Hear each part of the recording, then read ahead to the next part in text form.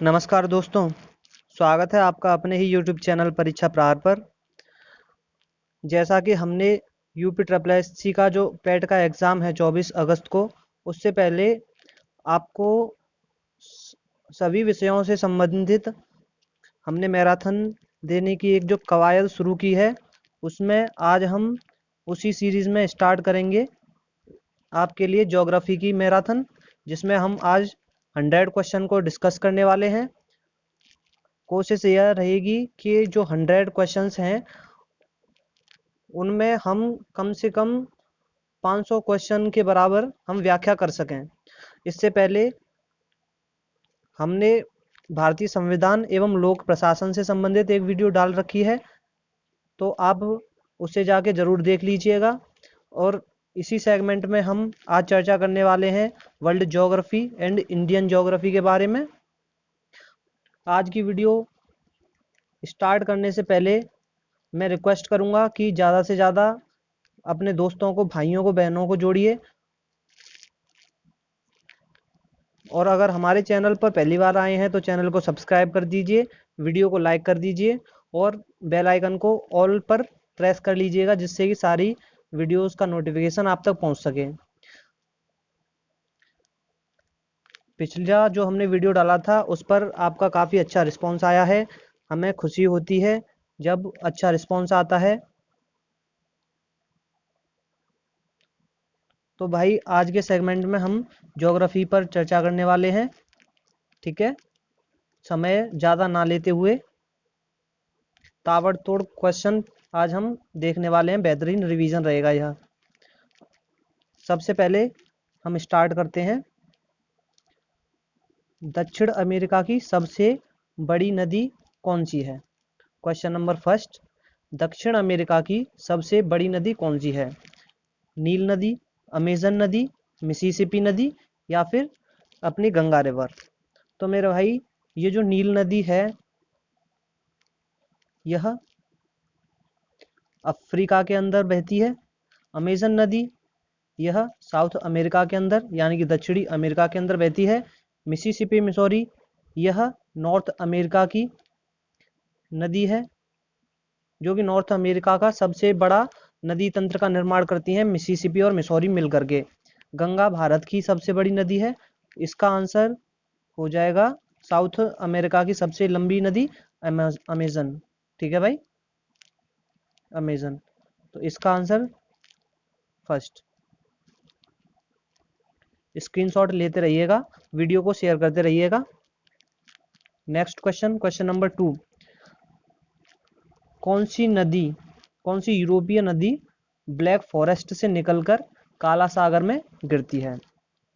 इनमें से ये जो नदियां दी हुई हैं, इनमें से कौन सी यूरोपीय नदी ऐसी है जिसका उद्गम ब्लैक फॉरेस्ट से होता है तथा वह गिरती कहाँ पर है, उनका संगम कहाँ पे बनाती हैं? अपना काला सागर में।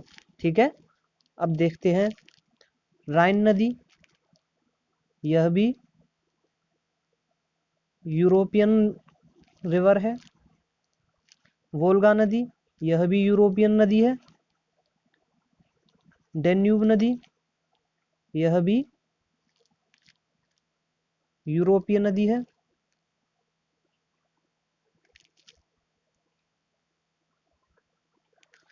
इनमें से ये जो राइन नदी है यह दुनिया की सबसे व्यस्त नदी है। ठीक है भाई, दुनिया की सबसे व्यस्ततम नदी। और ये जो डेन्यूब नदी है यह मध्य यूरोप में बहती है तथा इसका उद्गम कहाँ पर होता है? तो जर्मनी के अंदर ब्लैक फॉरेस्ट नामक जगह से होता है। ठीक है भाई, तथा यह जो डेन्यूब नदी है ब्लैक फॉरेस्ट से उद्गमित होकर के काला सागर में अपना संगम बनाती है या काला सागर में विलीन हो जाती है। ठीक है, इसका आंसर हो जाएगा ऑप्शन नंबर डी। स्क्रीनशॉट लेते रहिएगा। क्वेश्चन नंबर 3, विश्व की सबसे व्यस्त व्यापारिक नदी कौन सी है? ऑप्शन नंबर फर्स्ट नील नदी, सेकंड मिसिसिपी, थर्ड राइन नदी फोर्थ है रोन नदी। आंसर करने का प्रयास करिए। तो मेरे भाई ये जो नील नदी है यह अफ्रीका की सबसे लंबी नदी है। अगर मैं बात करूं कि नील का उद्गम कहाँ से होता है, तो ये जो नील नदी है यह अफ्रीका में इसका उद्गम होता है विक्टोरिया लेक से। ठीक है, कहाँ से उद्गम होता है? विक्टोरिया लेक से। इसके बाद में मिसिसिपी तथा मिसौरी, ये नॉर्थ अमेरिका की, दोनों मिलकर के नॉर्थ अमेरिका का सबसे बड़ा नदी जल तंत्र बनाती हैं। ठीक है, इसके बाद में बात करूं मैं राइन नदी की, तो यह विश्व की सबसे व्यस्ततम व्यापारिक नदी है। ठीक है भाई, यह विश्व की सबसे व्यस्ततम व्यापारिक नदी है। इसका आंसर क्या हो जाएगा? राइन नदी। स्क्रीनशॉट ले लीजिएगा।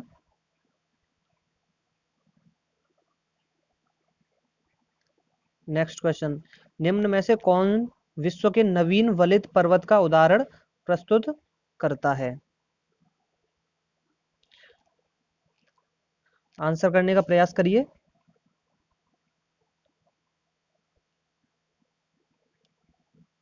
चलो देखते हैं भाई। ये जो ऑप्शन डी यूराल, सी आल्प्स, अरावली और ये अपलेशियन पर्वत। तो अब बात करूं मैं यूराल पर्वत की, तो यह एशिया, यूराल पर्वत एशिया तथा यूरोप के मध्य सीमा का निर्धारण करता है। ठीक है, एशिया तथा यूरोप के मध्य सीमा का निर्धारण करता है, जो कहाँ पर है? हमारे रूस में अवस्थित है। ठीक है भाई। अच्छा, अब मैं बात करूं अरावली श्रेणी की, तो ये जो अरावली श्रेणी है वह एक अवशिष्ट पर्वत का उदाहरण है। एक अवशिष्ट पर्वत का उदाहरण है, जो कि कहाँ पर है? भारत के अंदर। यह विश्व का सबसे प्राचीनतम पर्वत भी है। ठीक है, यह विश्व का सबसे प्राचीनतम पर्वत है, जो कि कैसा है? एक अवशिष्ट पर्वत का उदाहरण है। अवशिष्ट पर्वत यानी कि जो काफी पुराना है, विश्व का सबसे प्राचीनतम पर्वत है, जिसपे कि बहुत सारे भौतिक परिवर्तनों के कारण इसका अब क्षरण होता जा रहा है। तो सबसे पुराना पर्वत विश्व का अरावली है। ठीक है। अच्छा, और ये जो सबसे इन ऑप्शन में सबसे जो नवीन वलित पर्वत है वह है अपलेशियन पर्वत, जो कहाँ पर है? नॉर्थ अमेरिका में अलास्का रेंज में अवस्थित है। ठीक है, अपलेशियन पर्वत कहाँ है? तो नॉर्थ अमेरिका में किस देश में है? तो यूएसए में अवस्थित है। और इसकी सबसे ऊंची चोटी, अगर मैं अपलेशियन की सबसे ऊंची चोटी की बात करूं, तो वह माउंट मिकेल है। माउंट मिकेल कह लो या फिर माउंट मिशेल कह लो। ठीक है। अच्छा, और ये नवीन पर्वत, एक मिनट, वे वलित पर्वत क्या होते हैं? तो जब प्लेट विवर्तन की घटना होती है, तब जब दो परतें, जब दो प्लेटें आपस में टकराती हैं, ये प्लेट, ये प्लेट, अब ये प्लेट एक दूसरे से टकराती हैं, तो टकराने के बाद में यह कुछ, ये पर प्लेटें कुछ इस तरह से ऊपर की ओर उठ जाती हैं, जिससे कि फोल्डेड माउंटेन यानी कि वलित पर्वत का निर्माण होता है। नेक्स्ट क्वेश्चन, उत्तरी अमेरिका की सर्वोच्च पर्वत चोटी कौन सी है? हम बात करें कि नॉर्थ अमेरिका की सबसे ऊंची पर्वत चोटी कौन सी है, मैंने इससे रिलेटेड एक वीडियो डाला भी था, 7 समिट्स, जो कि 7 महाद्वीप थे तथा उनकी सातों महाद्वीप की सबसे ऊंची चोटियों के बारे में हम डिस्कस कर चुके हैं। तो अब पूछा गया है उत्तरी अमेरिका की सबसे ऊंची चोटी। Option number A mount Everest, option second mount एकांकागुआ, third है माउंट एल्ब्रुस, फोर्थ है माउंट मैकिनले। क्वेश्चन लगाने का प्रयास करिए भाई। माउंट एवरेस्ट ये जो चोटी है यह हिमालय रेंज में अवस्थित है, ठीक है, जिसकी अवस्थिति कहाँ पर है, तो नेपाल के अंदर है। अब यह विश्व की सबसे ऊंची चोटी माउंट एवरेस्ट। अब माउंट एकोंकागुआ की बात करें हम, तो यह साउथ अमेरिका की हाईएस्ट पीक हो जाएगी, ठीक है, साउथ अमेरिका की, जो कहाँ पर है, अर्जेंटीना में है। माउंट एल्ब्रुस यह यूरोप की सबसे ऊंची चोटी है। माउंट एल्ब्रुस सबसे ऊंची यूरोप की चोटी है। इसकी अगर मैं ऊंचाई की बात करूं तो लगभग 5,642 मीटर ऊंची है, जो कि किस रेंज में अवस्थित है, तो कॉकेसस पर्वत श्रेणी में अवस्थित है। कॉकेसस पर्वत श्रेणी यूरोप और एशिया के मध्य एक प्राकृतिक बाउंड्री का काम करती है, ठीक है, नेचुरल बाउंड्री का काम करती है। इसका सही आंसर हो जाएगा माउंट मैकिनले। यह उत्तरी अमेरिका की सबसे ऊंची चोटी है, या फिर इसे हम डेनाली के नाम से भी जानते हैं, ठीक है, किसके नाम से, डेनाली के नाम से। आगे बढ़ते हैं, क्वेश्चन नंबर 6। ब्लैक हिल, ब्लू हिल, ग्रीन हिल आदि पहाड़ियाँ किस देश में अवस्थित हैं? ऑप्शन फर्स्ट ऑस्ट्रेलिया, सेकंड है कनाडा, थर्ड है USA, option number D Brazil. तो मेरे भाई इसका सही आंसर हो जाएगा ऑप्शन नंबर सी, संयुक्त राज्य अमेरिका, ठीक है। आगे बढ़ते हैं, नेक्स्ट क्वेश्चन 7th। उष्ण कटिबंधीय परिस्थितियों का सर्वाधिक विस्तार किस महाद्वीप में पाया जाता है? ठीक है, आंसर देने का प्रयास करिएगा। उष्ण कटिबंधीय परिस्थितियों का सर्वाधिक विस्तार किस महाद्वीप में पाया जाता है? Option first Asia, second Africa, third Australia and last दक्षिण अमेरिका। तो भाई उष्ण कटिबंधीय परिस्थितियां विषुवत रेखा पर हमारा जो सूर्य है वो लंबवत चमकता है। विषुवत रेखा में अगर मैं बात करूं, यह हमारी विषुवत रेखा है, तो इसके ऊपर वाला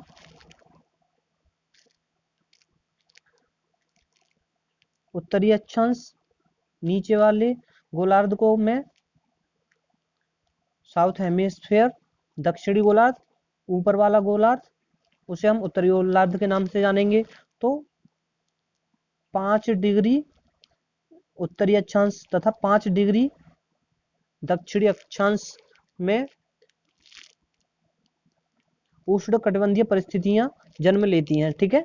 अगर मैं बात करूं तो जो हमारा अफ्रीका कॉन्टिनेंट है उससे तीनों रेखाएं, विषुवत रेखा यानी कि भूमध्य रेखा, कर्क रेखा, भूमध्य रेखा तथा मकर रेखा तीनों गुजरती हैं। तो जो उष्ण कटिबंधीय परिस्थितियां हैं उनका जन्म सबसे ज्यादा विस्तार कहाँ पर पाया जाता है? अफ्रीका कॉन्टिनेंट में। ऑस्ट्रेलिया को प्यासी भूमि का देश भी कहा जाता है, ठीक है भाई, ऑस्ट्रेलिया को प्यासी भूमि का देश भी कहा जाता है। आगे बढ़ें, ओजोन छिद्र का निर्माण सर्वाधिक है। ओजोन छिद्र का सर्वाधिक निर्माण कहाँ पर है, यह पूछा है। ऑप्शन फर्स्ट है इंडिया के ऊपर, सेकंड है अफ्रीका के ऊपर, थर्ड है अंटार्कटिका के ऊपर तथा लास्ट है यूरोप के ऊपर।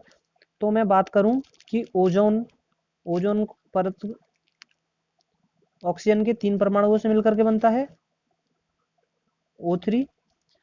अगर मैं बात करूं ओजोन की, तो यह सूर्य से आने वाली यूवी रेज यानी कि पराबैंगनी किरणों से हमें बचाता है।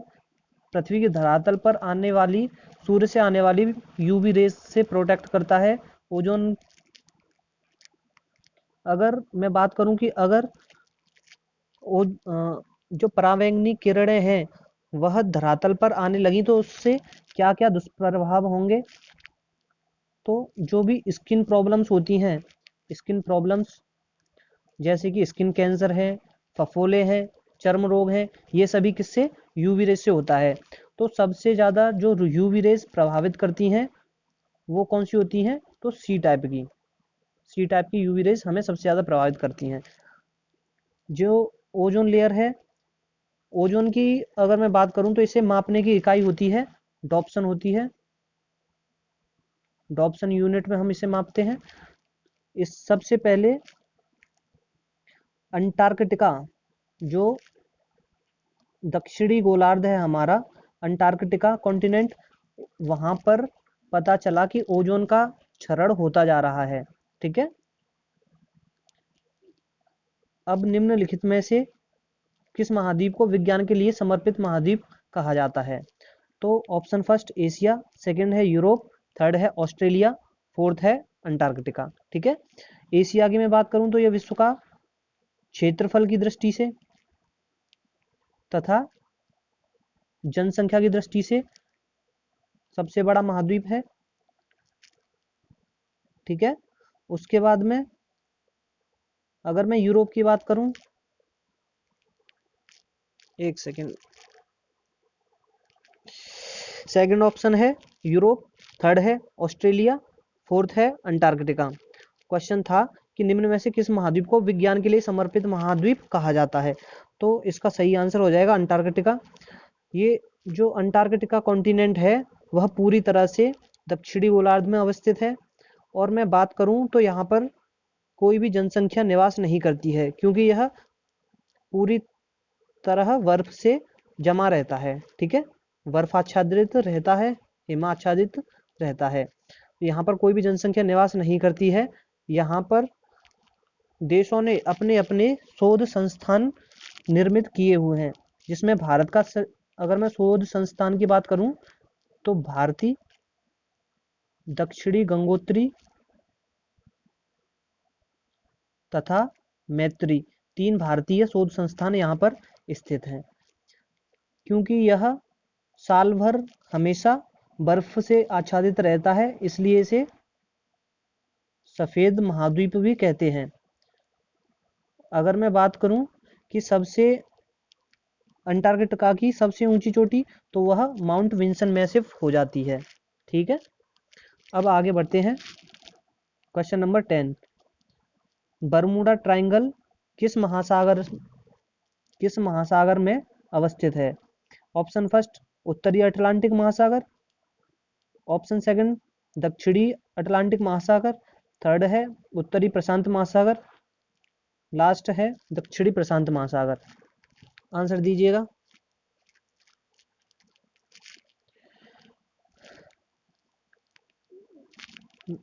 दोस्तों इसका सही आंसर हो जाएगा, एक सेकंड, ये आंसर हो जाएगा इसका ऑप्शन नंबर ए, उत्तरी अटलांटिक महासागर। मैं अटलांटिक महासागर के बारे में बात करूं तो इसकी आकृति एस आकार की होती है। कैसी होती है? एस आकार की होती है। अब देखा जाए बरमूडा ट्रायंगल कहाँ पर अवस्थित है, तो यह उत्तरी अटलांटिक महासागर में अवस्थित है। यह फ्लोरिडा, कहाँ? फ्लोरिडा, प्यूर्टो तथा बरमूडा, इन 3 द्वीपों के मध्य में अवस्थित है ना। किस जगह पे? कौन से, अगर मैं बात करूं ओशियन में, तो यह है अटलांटिक ओशियन में, नॉर्थ अटलांटिक ओशियन में। अब नेक्स्ट क्वेश्चन देखें, निम्नलिखित में से कौन सा सागर स्थलभ है या स्थलबद्ध है? स्थलबद्ध से मतलब कि कोई सागर जिसके चारों तरफ क्या है? स्थल है। ठीक है। तिमोर सागर, अराफुरा सागर, ग्रीनलैंड तथा अरल सागर। इसका सही आंसर है अरल सागर। यह चारों तरफ से स्थल रुद्र है। ठीक है।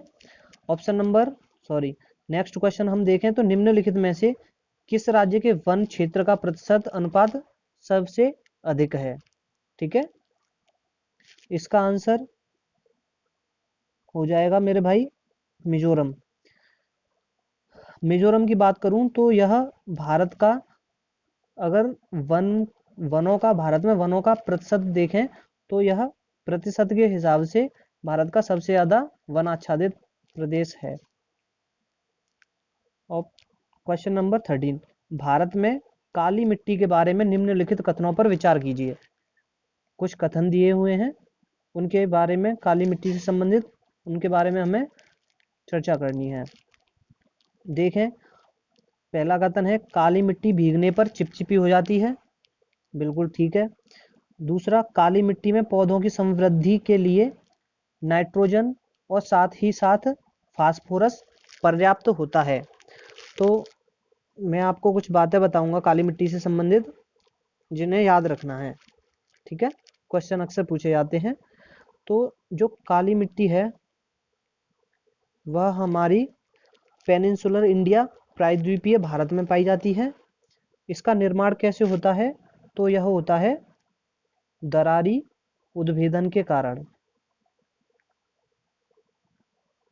दरारी उद्भेदन के कारण जब दरारी उद्भेदन की क्रिया होती है तब धरती के अंदर से लिथोस्फीयर से जो मैग्मा बाहर सतह पर पृथ्वी की सतह पर फैल जाता है वह भौतिक कारणों की वजह से धीरे धीरे फैल जाता है, टूट जाता है, जिससे कि काली मिट्टी का निर्माण होता है। ये जो काली मिट्टी होती है इसमें अगर खेती की बात करूं तो कपास की खेती सर्वाधिक की जाती है, इसलिए इसे काली कपासी मृदा भी कहा जाता है। काली कपासी मृदा। अगर अंतरराष्ट्रीय स्तर पर बात करूं तो इसे चरनोजम के नाम से भी जाना जाता है। अगर मैं बात करूं कि जितने भी प्रकार की मिट्टियां होती हैं उनमें सबसे ज़्यादा जल धारण करने की क्षमता काली मिट्टी के अंदर होती है। यह अगर इसे अगर थोड़ी सी नमी प्रदान की जाए तो यह चिपचिपी हो जाती है तथा सूखने पर ये इसमें दरारें पड़ जाती हैं, इसलिए इसे स्वतः जुताई वाली मिट्टी के नाम से भी जाना जाता है। तो अब देखते हैं, काली मिट्टी भीगने पर चिपचिपी हो जाती है, बिल्कुल सही है। काली मिट्टी में पौधों की समृद्धि के लिए जरूरी नाइट्रोजन और साथ साथ फास्फोरस पर्याप्त होता है। तो यह ऑप्शन आपका गलत है। कैसे गलत है? कि इसमें नाइट्रोजन, पोटास तथा ह्यूमस, नाइट्रोजन, पोटास तथा ह्यूमस इनकी कमी पाई जाती है। अब इनकी कमी पाई जाती है तो मैं बात करूं तो अधिकता किसकी होती है? तो चूना, मैग्नीशियम तथा किसकी? आयरन की अधिकता इस मिट्टी में पाई जाती है। तो ऑप्शन नंबर इसका सही हो जाएगा पहला। ठीक है। भारत में सबसे व्यापक रूप से पाई जाने वाली मृदा कौन सी होती है? ऑप्शन नंबर फर्स्ट मरु मृदा, सेकंड लेटराइट, थर्ड जलोढ़ मिट्टी, फोर्थ है काली मिट्टी। मैं यहाँ आपको एक ट्रिक बताऊंगा जिससे कि आप इसे याद रख सको। भारत में मृदा पाई जाती है, उनका क्रम में बात करूं तो ARBL अरबल के नाम से समझ सकते हो। ए से मैं बात करूं तो एलुवियल सॉइल, आर से बात करूं तो रेड सॉइल, बी से बात करूं तो black soil, L for laterite मिट्टी। ठीक है, लेटराइट मिट्टी ये याद रखना है आपको। ARBL, A for alluvial, R for red, B for black, L for laterite मिट्टी। सर्वाधिक मिट्टी भारत में कौन सी पाई जाती है? तो वो पाई जाती है जलोढ़ मिट्टी, फिर उसके बाद में लाल मिट्टी, फिर काली मिट्टी, सबसे अगर मैं बात करूं चौथी नंबर की तो वह हो जाएगा लेटराइट। जलोढ़ मृदा का निर्माण कैसे होता है, कहाँ पर यह विस्तारित है? तो उत्तर भारत के मैदान में, उत्तर भारत के मैदान में इसका विस्तार माना जाता है, क्योंकि उत्तर भारत में काफ़ी सारी नदियाँ प्रवाहित होती थी, तो जहाँ तक उसका पानी गया वहाँ पर उपजाऊ मृदा का निर्माण होता है, जिसे हम जलोढ़ मिट्टी या फिर एलुवियल सॉइल के नाम से जानते हैं। नेक्स्ट क्वेश्चन देखें। भारत के साथ सबसे लंबी अंतर्राष्ट्रीय सीमा निम्नलिखित में से किस देश की है? तो मैंने आपको एक क्रम याद करवाया था, BCPNMBA, ऐसे समझते हैं, बचपन में BA, ठीक है। B for Bangladesh. ये जो क्रम है BCPNMBA, बचपन में BA, यह जो भारत के साथ में सीमा साझा करने वाले देशों का अवरोही क्रम है। कैसा है? अवरोही क्रम है। सर्वाधिक सीमा साझा करता है हमारा बांग्लादेश, फिर चाइना, पाकिस्तान, उसके बाद में नेपाल, फिर म्यांमार, भूटान, सबसे लास्ट में अफगानिस्तान। ठीक है भाई। तो मैं सीमा की बात करूं तो भारत के साथ में सबसे लंबी सीमा का निर्धारण करता है बांग्लादेश, जो कि लगभग कितनी है? 4096 किलोमीटर है। ठीक है। सबसे ज़्यादा सीमा बांग्लादेश के साथ है। यह भारत के 5 राज्यों से सीमा साझा करता है। 5 राज्य की अगर मैं बात करूं तो पश्चिम बंगाल, असम, मेघालय, त्रिपुरा तथा मिजोरम। पश्चिम बंगाल, उसके बाद असम, मेघालय, त्रिपुरा, मिजोरम। असम बांग्लादेश के साथ 2 बार सीमा साझा करता है। अगर मैं बात करूं कि त्रिपुरा, तो त्रिपुरा बांग्लादेश से त्रिपुरा 3 ओर से घिरा हुआ है। ठीक है। तो बांग्लादेश के साथ भारत सबसे लंबी सीमा का निर्धारण करता है, 4096 किलोमीटर। पहले बांग्लादेश को पूर्वी पाकिस्तान बोला जाता था। उसके बाद में मैं बात करूं भूटान, तो भूटान के साथ में भारत 699 किलोमीटर, लगभग 700 किलोमीटर की सीमा रेखा का निर्धारण करता है, जो कि 4 राज्यों से करता है। चीन की बात करूं तो यह 5 राज्यों के साथ सीमा बनाता है, लगभग 3488 किलोमीटर। पाकिस्तान, यह भारत के 5 राज्यों के साथ में सीमा बनाता है, जो लगभग 2900 किलोमीटर के बराबर है। ठीक है। पाकिस्तान किसके साथ में सीमा बनाता है? तो यह पंजाब, राजस्थान, गुजरात, जम्मू कश्मीर और लद्दाख वाले रीजन में, पीओके वाले रीजन में, ठीक है, इन 5 के साथ में यह सीमा बनाता है।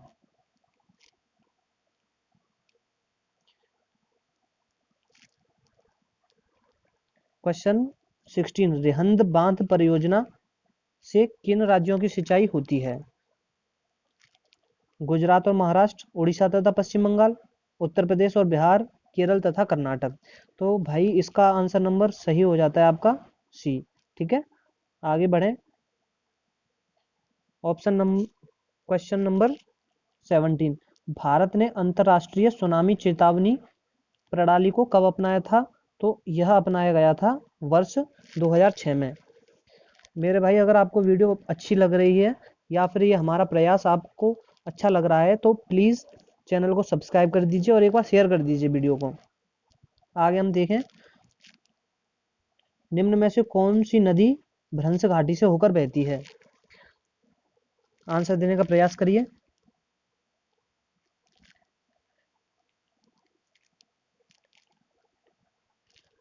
अमेजन नदी साउथ अफ्रीका में प्रवाहित होती है। कहाँ से निकलती है? तो इटास्का लेक से निकलती है। सिंधु नदी तिब्बत के बोखरचू से निकलती है, जो कि मानसरोवर के पास स्थित है। किस श्रेणी में है? तो कैलाश श्रेणी में अवस्थित है। वोल्गा नदी, यह यूरोप में प्रवाहित होने वाली नदी है। राइन नदी विश्व की सबसे व्यस्त व्यापारिक नदी है, और इसका आंसर भी ऑप्शन नंबर डी है, राइन नदी भ्रंश घाटी यानी कि रिफ्ट वैली से प्रवाहित होने वाली नदी है। अब मैं आगे चलते हैं। देखो कि अलमाटी बांध किस नदी पर बना हुआ है, या अलमाटी बांध किस नदी पर स्थित है। ये जो अलमाटी बांध है वो मेरे भाई कृष्णा नदी पर बना हुआ है। कहाँ पर? कर्नाटक में। कृष्णा नदी पर अवस्थित है। कहाँ पर है? कर्नाटक में। ठीक है।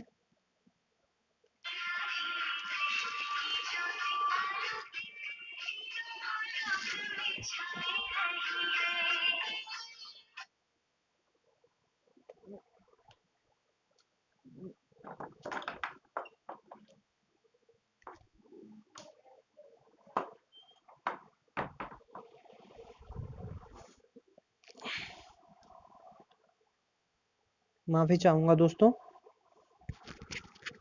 Let's start again. देखते हैं वह कौन सा महाद्वीप है जहां एक भी ज्वालामुखी नहीं है। Europe, Africa, south America, Australia.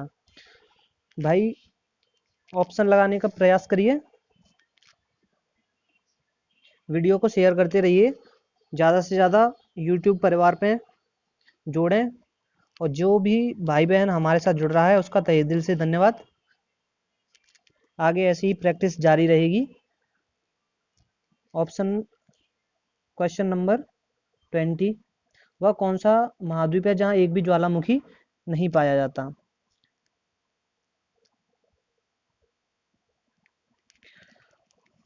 तो ये जो ऑप्शन फर्स्ट है यूरोप, तो मेरे भाई मैं बता दूं यूरोप में माउंट एटना ज्वालामुखी स्थित है।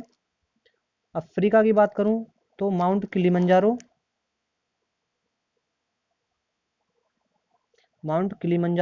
जो कि अफ्रीका महाद्वीप की सबसे ऊंची चोटी है। किलिमंजारो एक सक्रिय ज्वालामुखी है।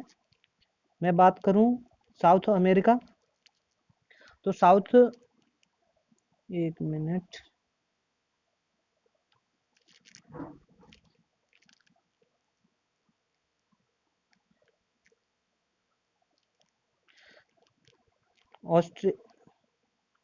ऑप्शन नंबर डी, इस प्रश्न का ऑप्शन नंबर डी एकदम सही है कि ऑस्ट्रेलिया के अंदर कोई भी ज्वालामुखी नहीं है। ऑप्शन नंबर डी आपका सही हो जाएगा।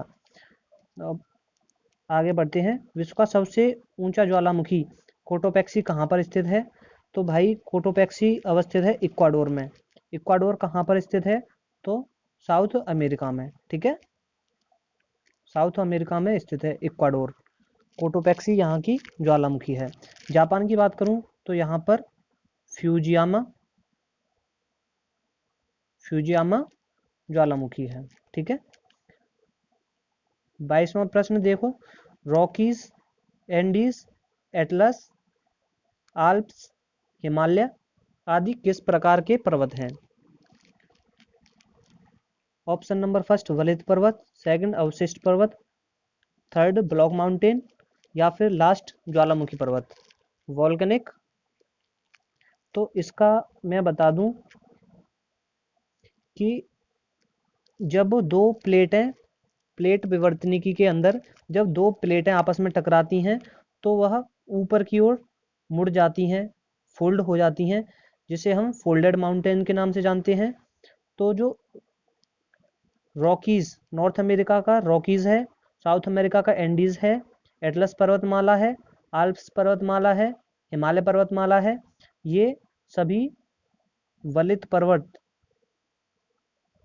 पर्वत के उदाहरण हैं। ठीक है, फोल्डेड माउंटेन के उदाहरण हैं, जिसमें कि ये जो हिमालय है वह सबसे नवीनतम वलित पर्वत है।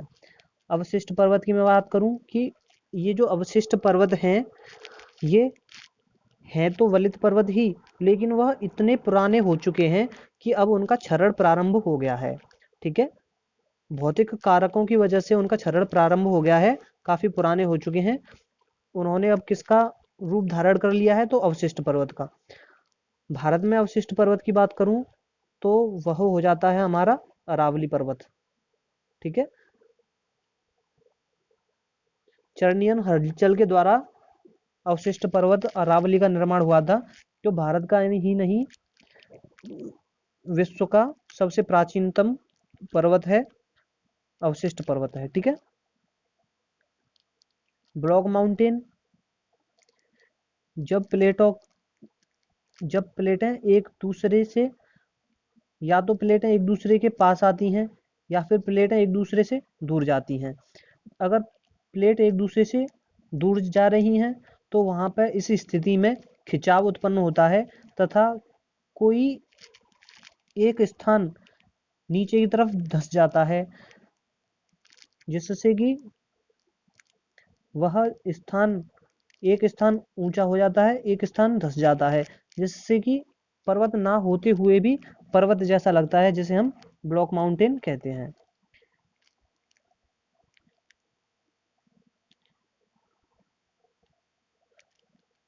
ज्वालामुखी का मेरे भाई, जब एक ओशियनिक प्लेट तथा एक कॉन्टिनेंटल प्लेट आपस में टकराती हैं तब ज्वालामुखी पर्वत का निर्माण होता है। ठीक है। जब कॉन्टिनेंटल प्लेट और एक ओशियनिक प्लेट यानी कि एक महासागरीय प्लेट तथा एक महाद्वीपीय प्लेट आपस में टकराती हैं तब ज्वालामुखी पर्वत का निर्माण होता है। विश्व का सर्वाधिक ऊंचा पठार कौन सा है? नंबर 1 तिब्बत का पठार, कोलंबिया का पठार, कोलोराडो का पठार, बोलीविया का पठार। देखिए तो मेरे भाई, अगर मैं बताऊं कि कोलंबिया का पठार यह यूएसए में अलास्का रेंज के मध्य में अवस्थित है। कोलोराडो का पठार यह भी यूएसए में अवस्थित है। ठीक है। ये आपके लिए दोनों इंपॉर्टेंट हैं। और विश्व का सबसे ऊंचा पठार तिब्बत का पठार है। ठीक है दोस्तों, वीडियो को शेयर करते रहिएगा और ज़्यादा से ज़्यादा साथियों को जोड़ने की कोशिश करेंगे। अब देखें तो विश्व का सबसे ऊंचा जलप्रपात, हाईएस्ट वाटरफॉल कौन सा है? तो देखो, बोयोमा है, या स्टेनली जलप्रपात है, एंजल जलप्रपात है, या फिर नियाग्रा जलप्रपात है। आंसर देने का प्रयास करेंगे और साथ के साथ स्क्रीनशॉट भी लेते रहिएगा। अगर मैं बात करूं कि बोयोमा तथा स्टेनली, ये दोनों एक ही के नाम हैं, बोयोमा तथा स्टेनली जलप्रपात। ठीक है। अगर मैं बात करूं कि बोयोमा और स्टेनली जलप्रपात कहाँ पर हैं, तो यह अफ्रीका में जायरे नदी पर स्थित हैं। उसके बाद में एंजल जलप्रपात की बात करूं तो यह कैरोनी नदी या फिर बोलो कैरो नदी पर अवस्थित है। नियाग्रा की बात करूं तो यह भाई ओंटारियो तथा इरी के मध्य अवस्थित है। ये दोनों लेक हैं, ओंटारियो तथा इरी, जो कि ग्रेट लेक्स में शुमार होती हैं। विश्व का सबसे ऊंचा जलप्रपात वो एंजल जलप्रपात है। कहाँ है? वेनेजुएला के अंदर। किस नदी पर है?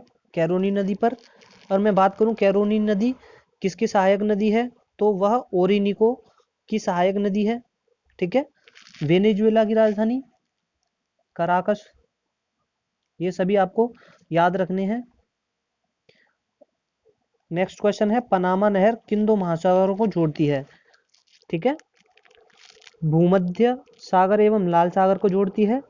प्रशांत एवं प्रशांत एवं अटलांटिक महासागर को जोड़ती है। प्रशांत एवं हिंद महासागर को जोड़ती है। अटलांटिक एवं हिंद महासागर को जोड़ती है।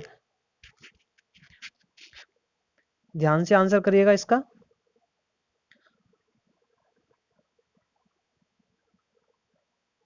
चलो देखते हैं। ये जो पनामा नहर है, ठीक है, पनामा नहर यह कहाँ पर है? तो मैं ये नॉर्थ अमेरिका तथा साउथ अमेरिका के बीच में है। यह नॉर्थ अमेरिका तथा साउथ अमेरिका को जोड़ने का काम करती है। ठीक है। अब मैं बात करूं तो नॉर्थ अमेरिका साउथ अमेरिका, इसके पूर्व में नॉर्थ अमेरिका साउथ अमेरिका के पूर्व में अटलांटिक ओशियन है, तथा पश्चिम की बात करूं तो यहाँ पर प्रशांत महासागर या पैसिफिक ओशियन है। तो ये जो पनामा जल संधि है यह प्रशांत महासागर को अटलांटिक महासागर से जोड़ने का काम करती है। अब देखते हैं कहाँ है ऑप्शन। भूमध्य सागर एवं लाल सागर को नहीं, प्रशांत एवं अटलांटिक महासागर को, तो आपका ऑप्शन नंबर बी एकदम सही हो जाएगा। अब बात करूं भूमध्य सागर को लाल सागर से कौन जोड़ता है, तो वह है सुएज नहर। ठीक है, इस सुएज नहर पर 2 बंदरगाहें हैं। उत्तर की तरफ अगर मैं बात करूं तो पोर्ट लुइस, ठीक है, सुएज नहर पर 2 बंदरगाह हैं, पोर्ट लुइस तथा सुएज बंदरगाह। ठीक है, आगे चलते हैं। सुएज नहर जोड़ती है, सुएज नहर किस किस को जोड़ती है, तो मैंने आपको अभी बताया था कि भूमध्य सागर तथा लाल सागर को जोड़ने का काम कौन करता है, सुएज नहर। कहाँ है ऑप्शन देखते हैं। भूमध्य सागर को कैस्पियन सागर से, गलत है। लाल सागर को हिंद महासागर से, गलत है। भूमध्य सागर को लाल सागर से, ये वाला ऑप्शन बिल्कुल सही है। उपरोक्त में से कोई नहीं। इसका आंसर हो जाता है option number C. Next question देखते हैं 27। निम्नलिखित में से कौन सी नदी भ्रंश घाटी से होकर प्रवाहित होती है। ठीक है, कौन सी नदी रिफ्ट वैली से होकर के प्रवाहित होती है। अमेजन नदी, सिंधु नदी, नर्मदा नदी और गंगा नदी। ठीक है, अगर मैं बात करूं सिंधु नदी की, सॉरी अमेजन नदी की, तो यह कहाँ पर है, साउथ अमेरिका में है। इसका ओरिजिन कहाँ से होता है, उद्गम कहाँ से होता है, तो एक इटास्का नाम की झील है वहां से होता है। यह अमेजन जो है विश्व की सबसे बड़ी नदी में बोलूं अगर देखी जाए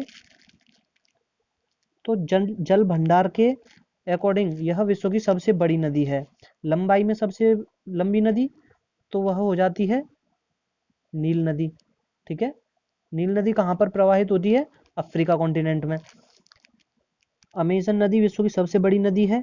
ठीक है, यहाँ पर जो वन पाए जाते हैं उन्हें अमेजन के वर्षा वन के नाम से जाना जाता है, तथा ये जो वन है वह इतने क्षेत्रफल में विस्तारित हैं कि पूरी पृथ्वी की ऑक्सीजन का लगभग 20% हिस्सा ऑक्सीजन का यहीं से उत्पादित होता है। ठीक है, इसलिए इसे हम क्या, अमेजन के वर्षा वन को हम किस नाम से जानते हैं, तो पृथ्वी का फेफड़ा, पृथ्वी का फेफड़ा के नाम से हम जानते हैं, लंग्स ऑफ द अर्थ के नाम से जानते हैं। सिंधु नदी तिब्बत में इसका उद्गम होता है। कहाँ से होता है, तो बोकरचू नामक ग्लेशियर से होता है। नर्मदा नदी इसका उद्गम कहाँ से होता है, तो अमरकंटक। गंगा नदी उत्तराखंड के गंगोत्री, उत्तराखंड में एक ग्लेशियर है गंगोत्री, वहां से इसका उद्गम होता है। तो इसका ऑप्शन नंबर क्या हो जाएगा सही, नर्मदा। ठीक है, यह भ्रंश घाटी से होकर के बहती है तथा कहाँ पर, खंबात की खाड़ी में गिरती है, अरब सागर में, है ना। ठीक है, अब आगे बढ़ते हैं। संसार की अधिकतम वर्षा निम्नलिखित में से किस रूप में होती है, तो जो संसार में जो सर्वाधिक वर्षा होती है वह विषुवत रेखा पर होती है, क्योंकि यहाँ पर सूर्य की किरणें लंबवत पड़ती हैं। यहाँ पर निम्न वायुदाब क्षेत्र बनता है जिससे कि वायु गर्म होकर के ऊपर उठती है। यहाँ पर फिर संवहनीय वर्षा होती है। ठीक है, विश्व में सर्वाधिक वर्षा कैसी होती है, वह संवहनीय वर्षा होती है। कहाँ पर होती है, तो विषुवत रेखा के आसपास वाले रीजन में। दोस्तों यह एक प्रयास है कि आपको ज्योग्राफी के बारे में एक अच्छी समझ बनाए। ठीक है, और यह बहुत ही इम्पोर्टेंट होने वाला है। हमारे पीईटी के सिलेबस के अकॉर्डिंग ही इसमें सारे क्वेश्चन रखे गए हैं। प्रयास ये रहेगा कि ज़्यादा से ज़्यादा क्वेश्चन आपको पीईटी के एग्जाम में देखने के लिए मिल जाए। ये बेहतरीन प्रैक्टिस रहने वाली है। अब देखें तो विश्व का सबसे बड़ा गेहूं उत्पादक देश कौन सा है। विश्व का सबसे बड़ा गेहूं उत्पादक देश? तो भाई मैं बात करूं विश्व में, तो सबसे पहले स्थान पर आता है चाइना, उसके बाद में आता है भारत, उसके बाद में थर्ड नंबर पर आता है रूस, उसके बाद में फोर्थ नंबर पर यूएसए। ठीक है, अब देखते हैं कि विश्व का सबसे बड़ा गेहूं उत्पादक देश, तो चीन हो जाएगा, यह इसका सही आंसर है। ठीक है, भारत दूसरे नंबर पर है। यूएसए की बात करूं तो यह चौथे नंबर पर है। ठीक है, अगर फ्रांस की बात करूं तो ये छठवें नंबर पर है। ठीक है, आगे बढ़ते हैं। इस वाले का ऑप्शन नंबर ए सही हो जाएगा, स्क्रीनशॉट लेते रहिएगा। नेक्स्ट क्वेश्चन है, निम्नलिखित में से कौन सा बंदरगाह कॉफी पत्तन के नाम से जाना जाता है? कौन सा बंदरगाह है जो कॉफी के लिए समर्पित है? तो Sao Paulo, Santos, Rio de Janeiro, Buenos Aires. ठीक है, तो भाई इसमें जो कॉफी का सबसे ज़्यादा उत्पादन कहाँ पर होता है विश्व में? सबसे ज़्यादा उत्पादन तो वह होता है ब्राज़ील में। ब्राज़ील कहाँ का देश है? तो यह साउथ अमेरिका का देश है। ठीक है, ब्राज़ील में जो कॉफ़ी के बागान होते हैं उनको फजेंडा के नाम से जाना जाता है। किसके नाम से जाना जाता है? फजेंडा कहा जाता है। ठीक है, अब जब सर्वाधिक उत्पादन ब्राज़ील में होता है कॉफ़ी का, तो निर्यात भी वहीं से हो जाएगा सबसे ज़्यादा। तो यहीं पर एक बंदरगाह बनाया गया है जिसका नाम है सेंटोस बंदरगाह। ठीक है, जो कि विश्व में सबसे ज़्यादा कॉफ़ी का निर्यात करता है, सेंटोस बंदरगाह से होता है। अच्छा, और ब्यूनस आयर्स यह मेरे भाई अर्जेंटीना की राजधानी है। ठीक है, याद रखिएगा, अक्सर पूछे जाते हैं ये क्वेश्चन। क्वेश्चन नंबर 30 दो बार लिख गया है। चलो, निम्न में से किसे हरित क्रांति का जन्मदाता कहा जाता है? तो जो हरित क्रांति का, अगर मैं विश्व में बात करूं तो विश्व में नॉर्मन बोरलॉग को हरित क्रांति का पिता कहा जाता है। भारत में बात करूं तो एमएस स्वामीनाथन को हरित क्रांति का जनक कहा जाता है। ठीक है, और मैं बात करूं कि श्वेत क्रांति किससे संबंधित है? तो यह दुग्ध उत्पादन से संबंधित है। श्वेत क्रांति का जनक किसे कहा जाता है? तो वर्गीस कुरियन को कहा जाता है। नेक्स्ट क्वेश्चन है, विश्व में सर्वाधिक सोने का उत्पादन किस देश में किया जाता है? सोने का उत्पादन निम्न में से किस देश में सबसे ज्यादा किया जाता है? साउथ अमेरिका, यूएसए, चीन और जापान।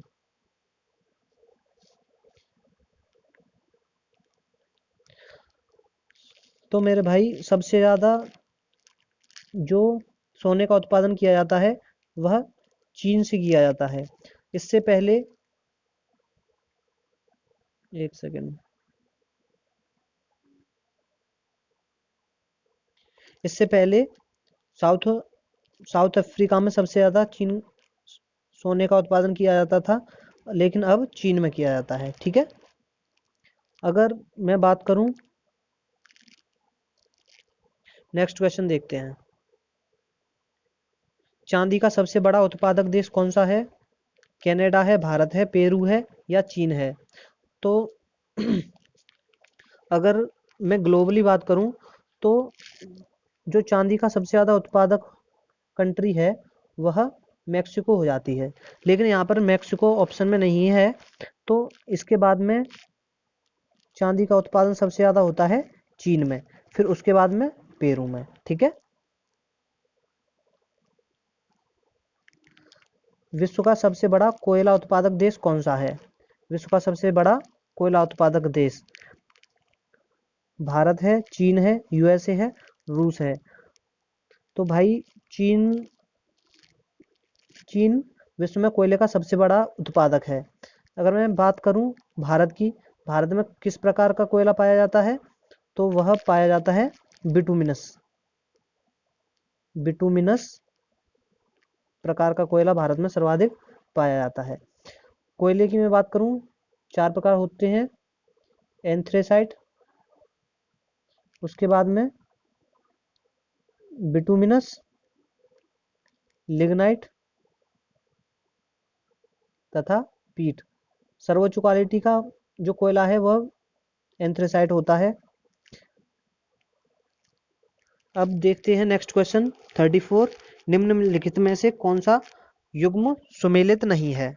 ठीक है, क्या ये जो जनजाति दे रखी है इधर इनका निवास स्थान दे रखा है।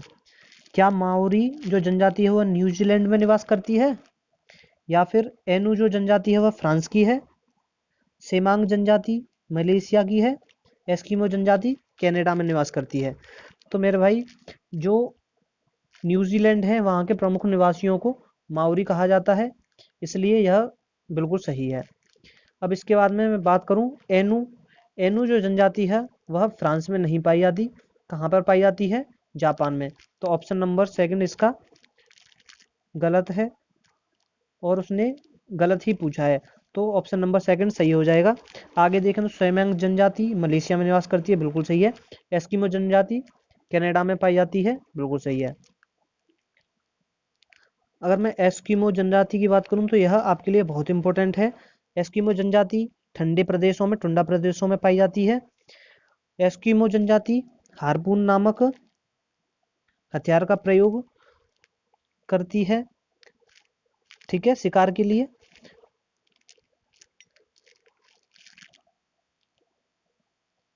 एस्किमो जनजाति ही इग्लू में निवास करती है। अब देखें तो विश्व का सबसे बड़ा डेल्टा है महानदी का डेल्टा, नील नदी का डेल्टा, गंगा ब्रह्मपुत्रा का डेल्टा, कृष्णा और कावेरी नदी का डेल्टा। आंसर देने का प्रयास करिए। तो इसमें आपका ऑप्शन सही हो जाएगा, ऑप्शन नंबर तीसरा, गंगा तथा ब्रह्मपुत्रा का डेल्टा। आगे बढ़े तो निम्नलिखित में से कौन सा युग्म सुमेलित नहीं है? डाउन्स घास के मैदान ऑस्ट्रेलिया में पाए जाते हैं, पंपास अर्जेंटीना में, प्रेरी यूएसए में, स्टेपी भारत में। बताइए।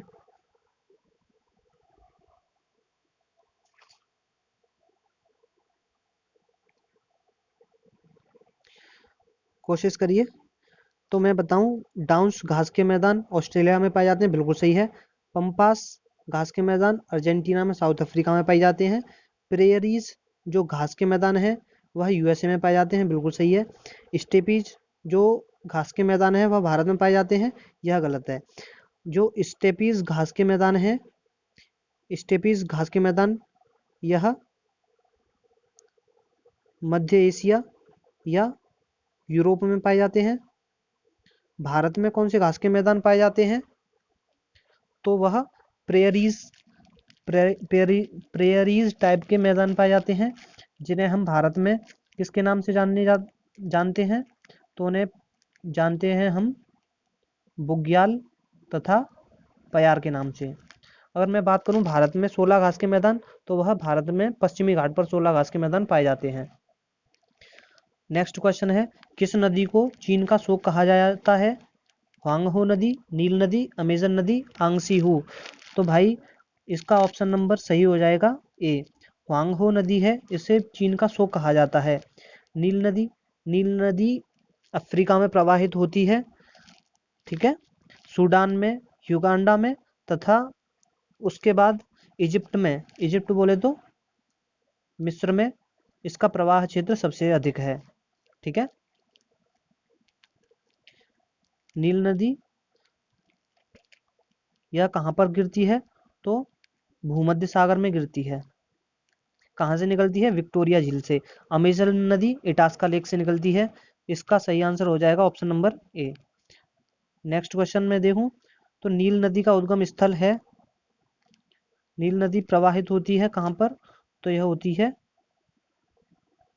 अफ्रीका के अंदर, एंडीज पर्वत, विक्टोरिया, तिब्बत, इटास्का झील।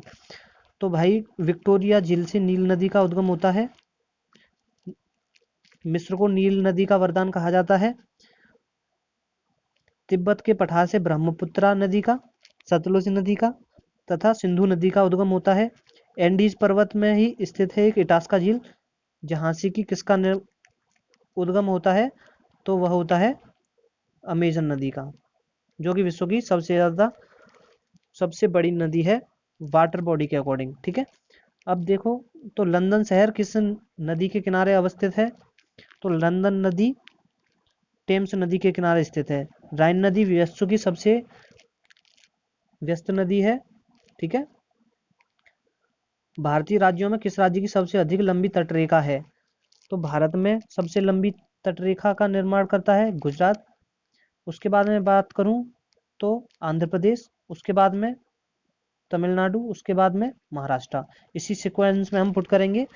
तो सबसे लंबी तटरेखा का निर्माण होता है, ऑप्शन नंबर डी सही है, गुजरात। उसके बाद में दूसरे नंबर पर आंध्र प्रदेश, तीसरे नंबर पर आता है हमारा तमिलनाडु। आगे बढ़ें तो भारतीय क्षेत्र में स्थित दो ज्वालामुखी द्वीप हैं। तो इसका ऑप्शन नंबर ए बिल्कुल सही है, बैरन तथा नारकोंडम। बैरन ज्वालामुखी कहाँ पर है? तो अंडमान और निकोबार द्वीप समूह पर। भारत का सर्वोच्च पर्वत शिखर कौन सा है? ये क्वेश्चन बहुत ही ज़्यादा इंपॉर्टेंट है, स्टार लगा लीजिए इस पर, क्योंकि ये जो गॉडविन ऑस्टिन है यह भारत का सर्वोच्च बिंदु है, सर्वोच्च चोटी है। लेकिन कैसे है? अगर मैं इसकी बात करूं तो ये जो गॉडविन ऑस्टिन है यह, इसे हम माउंट केटू के नाम से भी जानते हैं। तो यह लद्दाख के अंदर पीओके वाले रीजन में पड़ता है, जो कि अभी पाकिस्तान के अंडर में है। कंचनजंगा यह सिक्किम में है, जो कि भारत का स्थान है। ठीक है। गॉडविन ऑस्टिन पीओके वाले रीजन में पड़ती है। अगर पूछे भारत की सर्वोच्च चोटी तो गॉडविन ऑस्टिन। अगर पूछे भारत में अवस्थित, गॉडविन ऑस्टिन भारत की है लेकिन भारत में अवस्थित नहीं है, क्योंकि फिलहाल पीओके पर पाकिस्तान का कब्जा है। भारत में अवस्थित बात करें तो कंचनजंगा। इसके अकॉर्डिंग ऑप्शन हमारा सही हो जाएगा पहला। अगर लेकिन वह भारत में अवस्थित पूछे तो ऑप्शन नंबर फिर हमारा सही हो जाएगा बी। माउंट एवरेस्ट विश्व की सबसे ऊंची चोटी है, जो कि कहाँ पर पड़ती है? तो पड़ती है नेपाल में। नेपाल में इसे किसके नाम से जाना जाता है? तो सागर माथा के नाम से नेपाल में जानते हैं। तथा यह कहाँ पर है? तो यह तिब्बत में और नेपाल की सीमा पर स्थित है। क्योंकि तिब्बत चीन के अंडर में है, इसलिए चीन में इसे किस नाम से जाना जाता है? इसे जाना जाता है किसे? माउंट एवरेस्ट को उससे जाना जाता है कोमो लुंगमा के नाम से। ठीक है, याद रखना है। हिमालय पर्वत का सबसे बड़ा ग्लेशियर कौन सा है? बाल्टोरा, सियाचिन, फेडसेंको, हिस्पर। तो भाई ये जो इसका ऑप्शन नंबर सही हो जाएगा option number B, Siachen glacier. Siachen glacier जो है वह कहाँ पड़ता है? तो जम्मू और कश्मीर वाले रीजन में। हिस्पर की बात करें तो ये कहाँ पर है? काराकोरम में स्थित है। ठीक है, पूछा जाता है अक्सर। अगर मैं बात करूं काराकोरम पर ही एक माउंट राकापोची,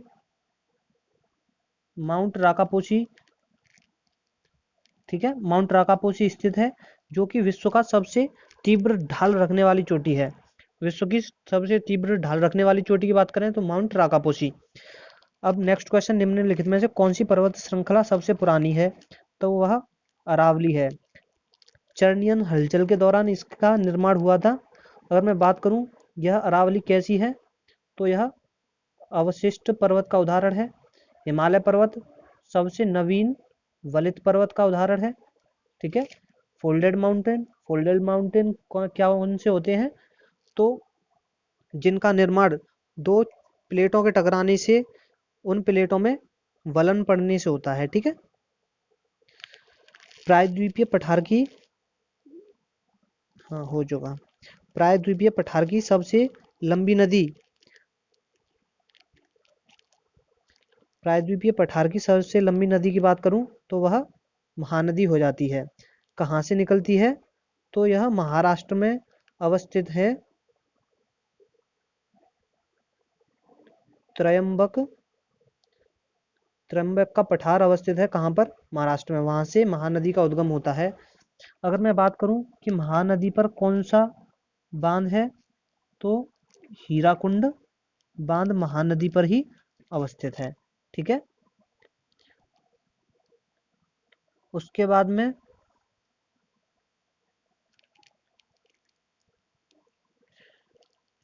ये जो नर्मदा है, नर्मदा नदी की बात करूं तो ये यह अमरकंटक से निकलती है, ठीक है। तथा ये कहाँ पर गिरती है? खंबात की खाड़ी में। खंबात की खाड़ी कहाँ पर स्थित है? अरब सागर में। तो दक्षिण की ओर, पश्चिम की ओर प्रवाहित होने वाली प्रायद्वीपीय पठार की सबसे लंबी नदी नर्मदा है। यह भ्रंश घाटी से प्रवाहित होती है तथा अपने जल को अरब सागर में गिराती है, ठीक है। इसका ऑप्शन नंबर सही हो जाएगा सी। नेक्स्ट क्वेश्चन देखते हैं। हीराकुंड बांध किस नदी पर बना है? तो यह बना है गोदावरी नदी पर, ठीक है, गोदावरी नदी पर। आगे चलें। स्वर्णिम चतुर्भुज योजना, गोल्डन क्वाड्रिलेटरल, गोल्डन क्वाड्रिलेटरल, ये जो परियोजना है किससे संबंधित है? सड़क परिवहन, रेल परिवहन, वायुयान परिवहन, जल परिवहन। तो भाई ये एक सड़क परियोजना है जो कि दिल्ली, मुंबई, ठीक है, जो कि दिल्ली, मुंबई, फिर बोलूँ तो चेन्नई, उसके बाद में कोलकाता, ये इन चारों को जोड़ने का काम करती है, इसलिए इसे स्वर्णिम चतुर्भुज योजना के नाम से जाना जाता है। तो इसका ऑप्शन नंबर सही हो जाएगा ए, सड़क परिवहन योजना है।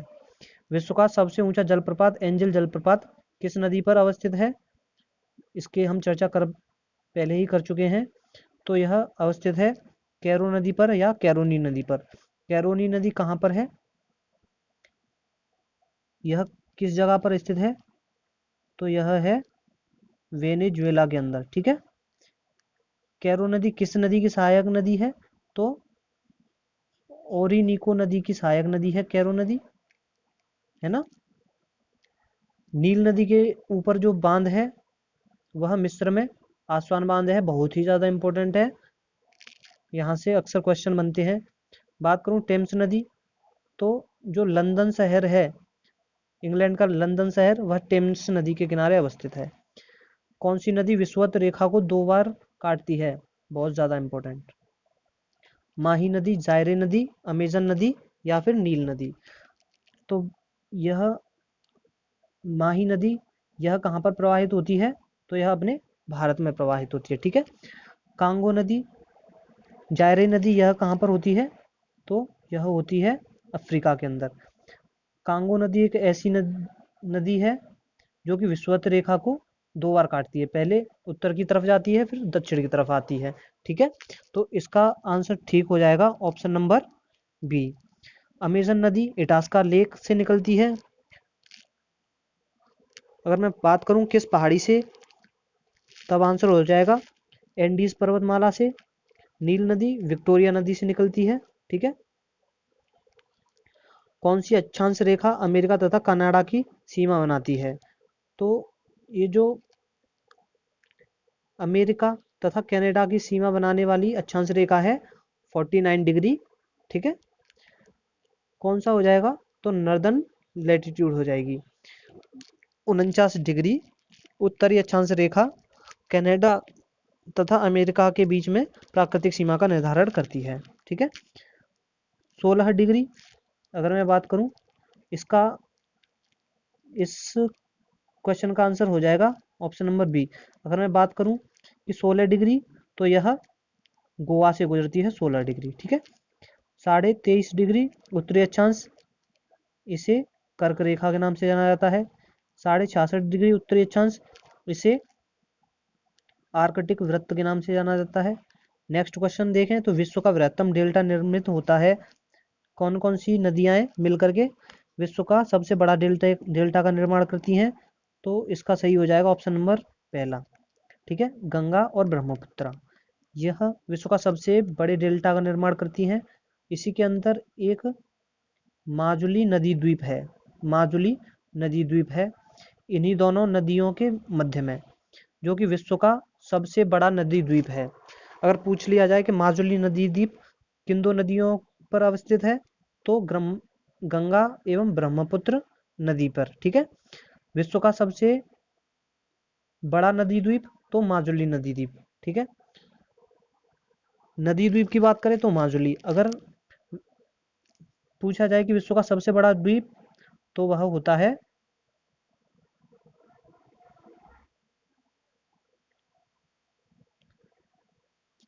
एक सेकेंड।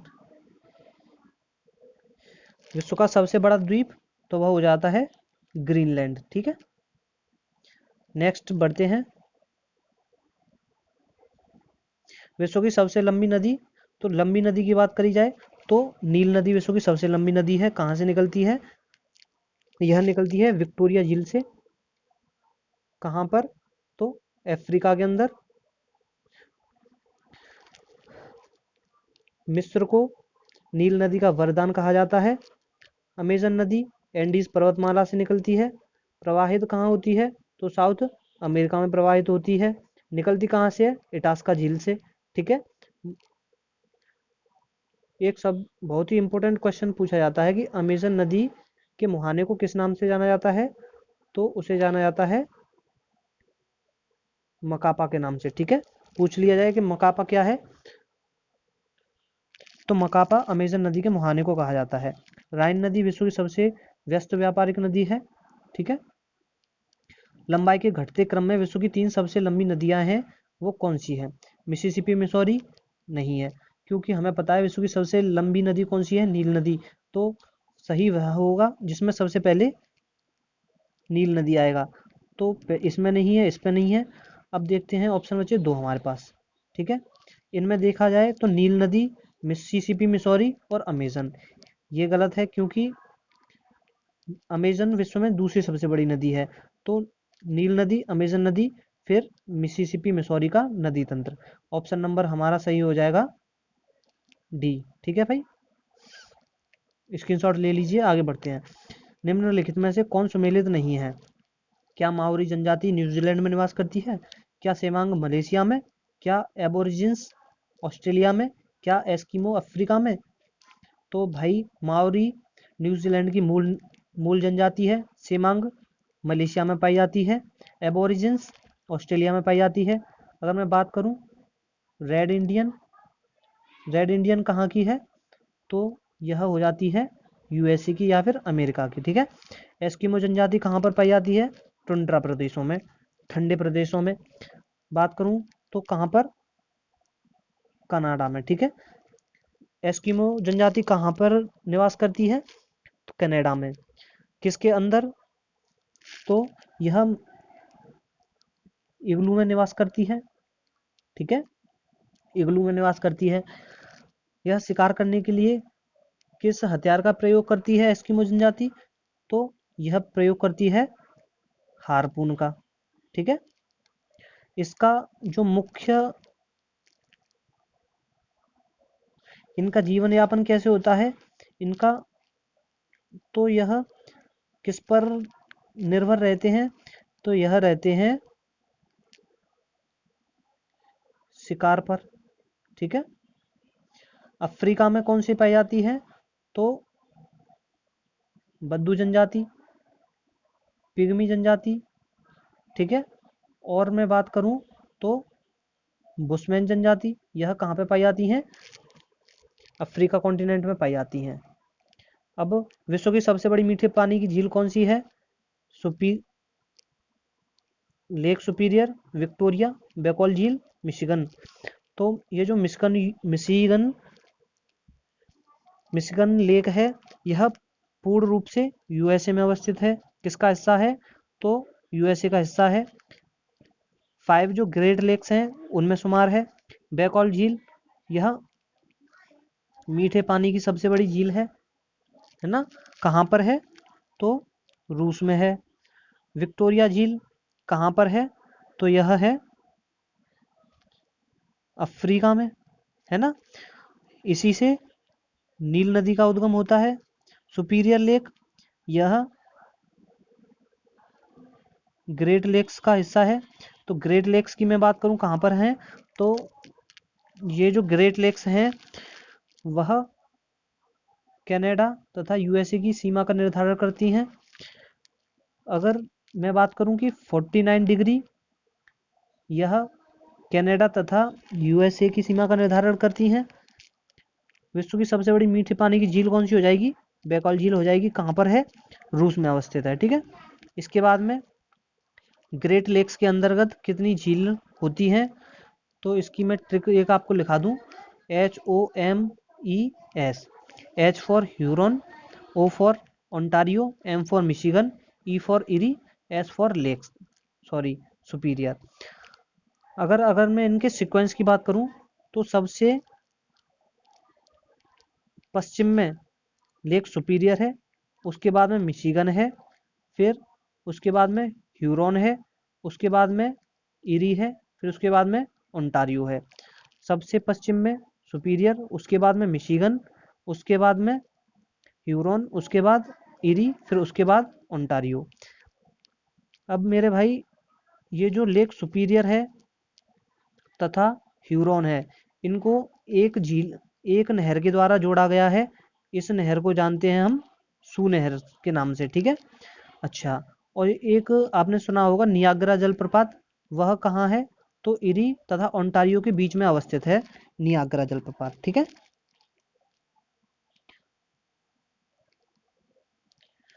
ग्रेट लेक्स के अंदर कितनी झीलें हैं? तो 5 झीलें हैं। कहाँ पर अवस्थित हैं? तो कनाडा तथा यूएसए की सीमा पर। कौन सा अक्षांश कनाडा तथा यूएसए की सीमा का निर्धारण करता है? तो वह हो जाता है 49 डिग्री, ठीक है। अब सर्वाधिक ऊंचाई पर स्थित नौकायन झील है टिटिकाका, टिटिकाका है, अथावास्का है, विक्टोरिया है, सुपीरियर है। सुपीरियर झील ताजे पानी की, विश्व की ताजे पानी की सबसे बड़ी झील है, ठीक है। विक्टोरिया झील कहाँ पर है? अफ्रीका में है, नील नदी यहाँ से निकलती है, ठीक है। टिटिकाका ये कहाँ है? साउथ अमेरिका में है। यह विश्व की सबसे ऊंची नौकायन झील है, ठीक है। यहाँ पर विश्व की सबसे ऊंची ये जो नहर, यह विश्व की सबसे ऊंची झील है जहाँ पर नौकायन होता है। भारतीय खनिज पदार्थों का भंडार गृह किसे कहा जाता है? क्या मालवा के पठार को कहा जाता है, दक्कन के पठार को कहा जाता है, लद्दाख के पठार को, या छोटा नागपुर के पठार को, ठीक है। तो इसका सही आंसर है छोटा नागपुर का पठार। छोटे नागपुर के पठार को भारत का रूर प्रदेश भी कहते हैं, ठीक है।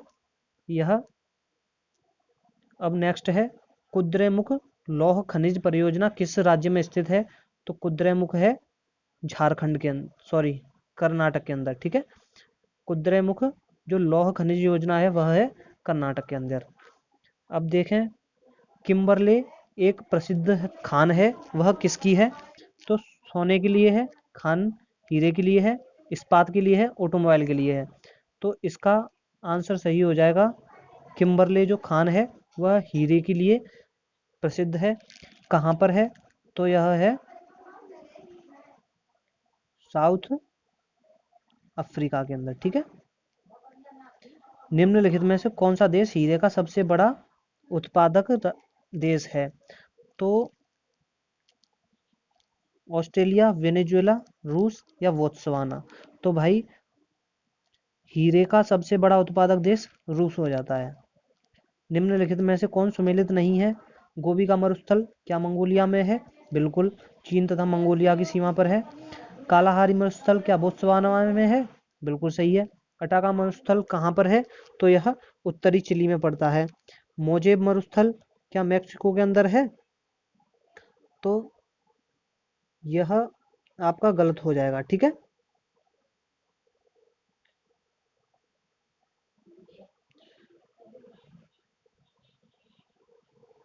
अब देखें, गोवा की राजधानी पणजी किस नदी के किनारे स्थित है?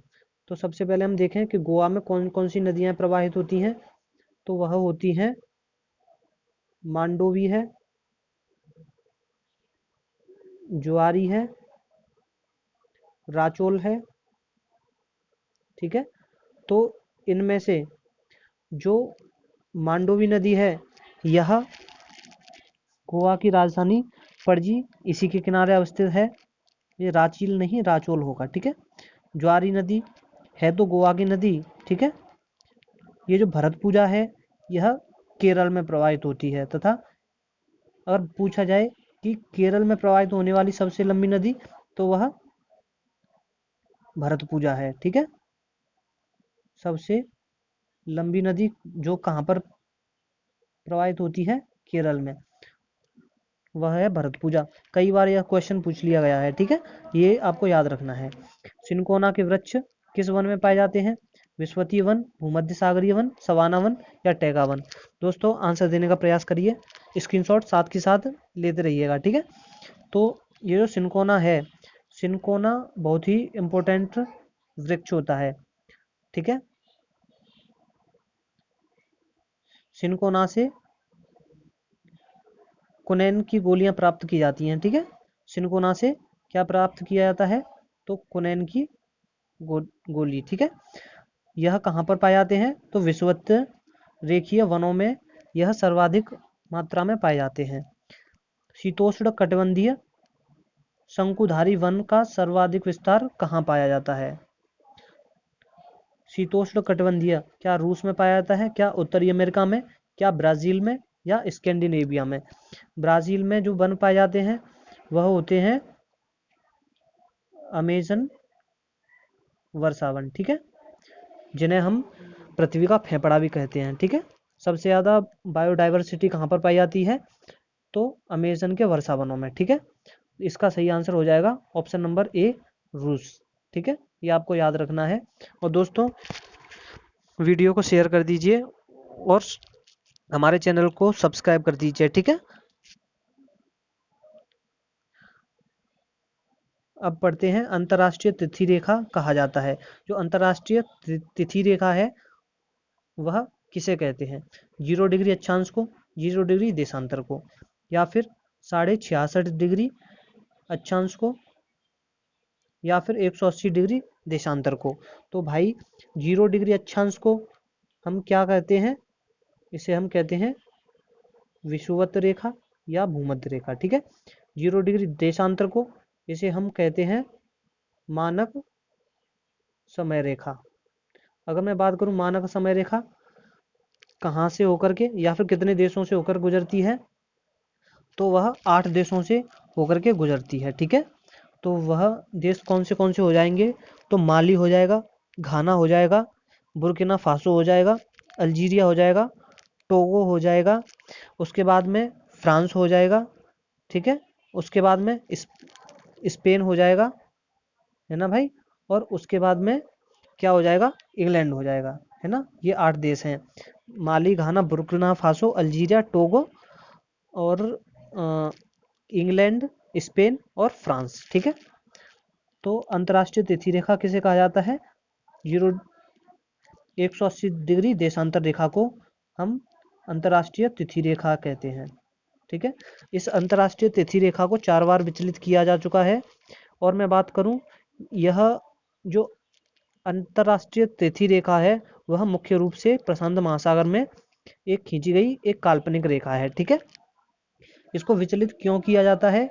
क्योंकि अगर इसे विचलित नहीं करेंगे तो ये जो तिथि का निर्धारण होता है, डेट का निर्धारण होता है या फिर दिन का निर्धारण होता है, अगर ये मान के चलो अंतर्राष्ट्रीय तिथि रेखा है, इसे हम यह गुजर रही है प्रशांत महासागर से, अगर इसके बीच में कोई देश आ जाता तो उसमें 2 दिन, एक दिन होता लेकिन वहां पर देश 2 हो जाते, एक देश होता लेकिन वहां पर दिन 2 हो जाते। एक पार्ट में मान के चलो सोमवार है तो एक तरफ क्या हो जाता? रविवार रह जाता, इसलिए, ठीक है। इसका ऑप्शन नंबर डी एकदम सही है। आगे बढ़ेंगे, शेयर करते रहिएगा वीडियो को। मानक समय रेखा कहा जाता है, हम मानक समय रेखा किसे कहते हैं? 0 डिग्री अक्षांश को, 0 डिग्री देशांतर को, 23.5 डिग्री उत्तरी अक्षांश या फिर 180 डिग्री देशांतर को? तो भाई मानक समय रेखा किसे कहा जाता है?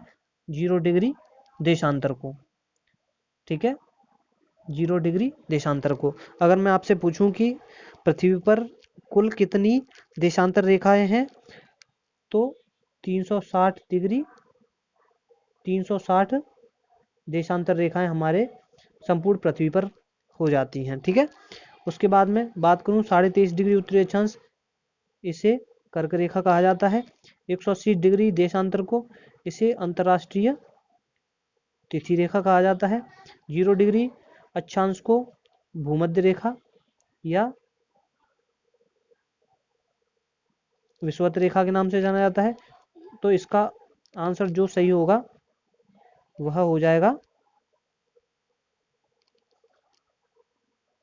इसका ऑप्शन नंबर बी एकदम सही है, 0 डिग्री देशांतर। ठीक है। अब नेक्स्ट, यदि मानक समय रेखा पर दिन के 12 बजे हैं तब भारत का मानक समय क्या होगा? तो जो हमारी मानक समय रेखा है वह माली, Ghana, Burkina Faso, Algeria, Togo, उसके बाद में ब्रिटेन, नहीं, इंग्लैंड, स्पेन और फ्रांस से होकर के गुजरती है। ठीक है।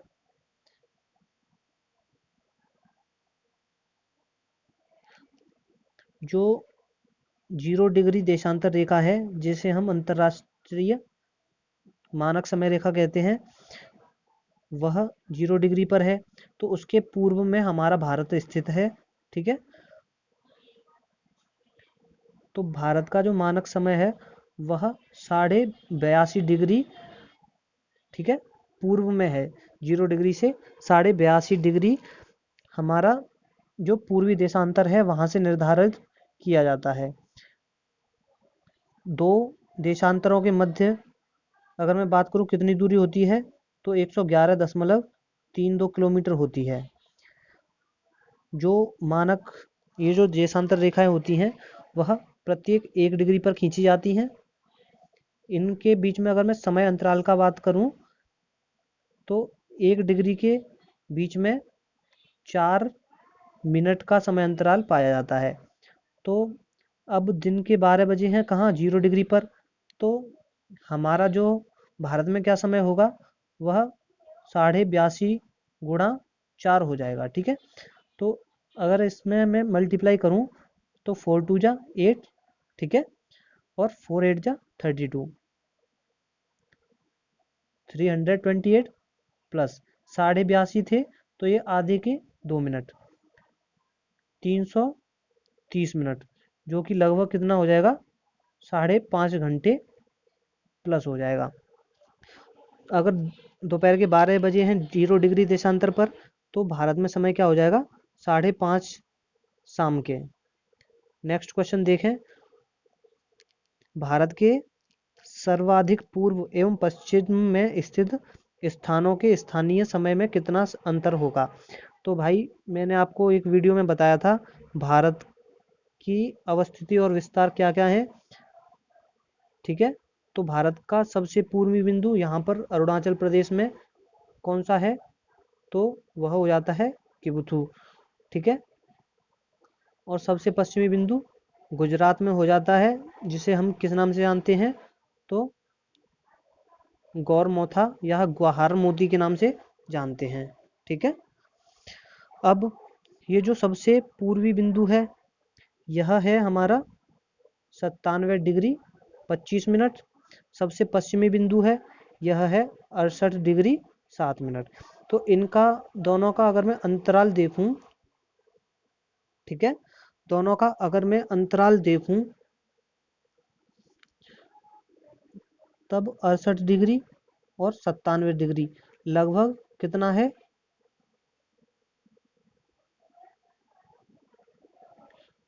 68 डिग्री और 97 डिग्री लगभग इनके बीच का अंतर है 30 डिग्री।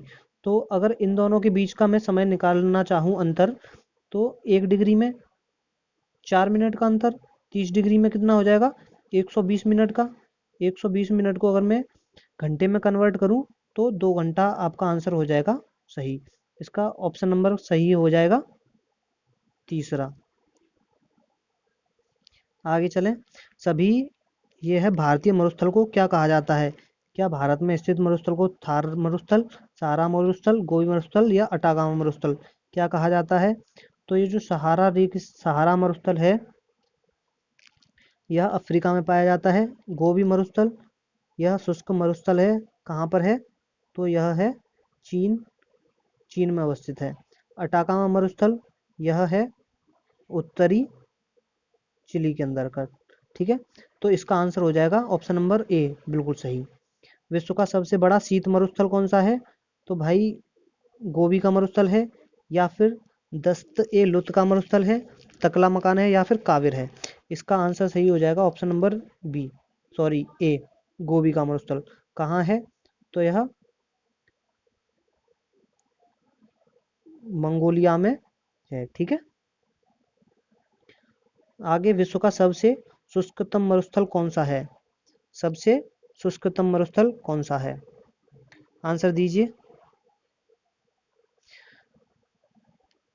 भाई। इसका ऑप्शन नंबर सही हो जाएगा ए, अटाकामा मरुस्थल। ठीक है, कहाँ पर है?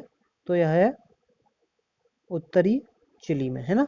कालाहारी मरुस्थल बोत्सवाना के अंदर है, अफ्रीका में। सहारा मरुस्थल अफ्रीका में। थार मरुस्थल भारत और पाकिस्तान में स्थित है। ठीक है, निम्नलिखित में से कौन सम्मिलित नहीं है? नामीब मरुस्थल क्या नामीबिया में है? कालाहारी मरुस्थल बोत्सवाना में है। सोमाली सोमालिया में है। डनकाली मरुस्थल लीबिया में है। इसका सही आंसर दीजिए। तो भाई ये जो नामीब मरुस्थल है यह नामीबिया में स्थित है। कालाहारी मरुस्थल अफ्रीका के बोत्सवाना में। सोमाली मरुस्थल सोमालिया में अवस्थित है, बिल्कुल सही है।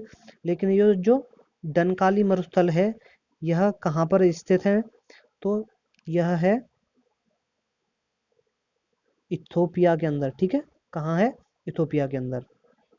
अमेज़न नदी की घाटी में विषुवत रेखीय उष्णार्द्र वन को क्या कहा जाता है?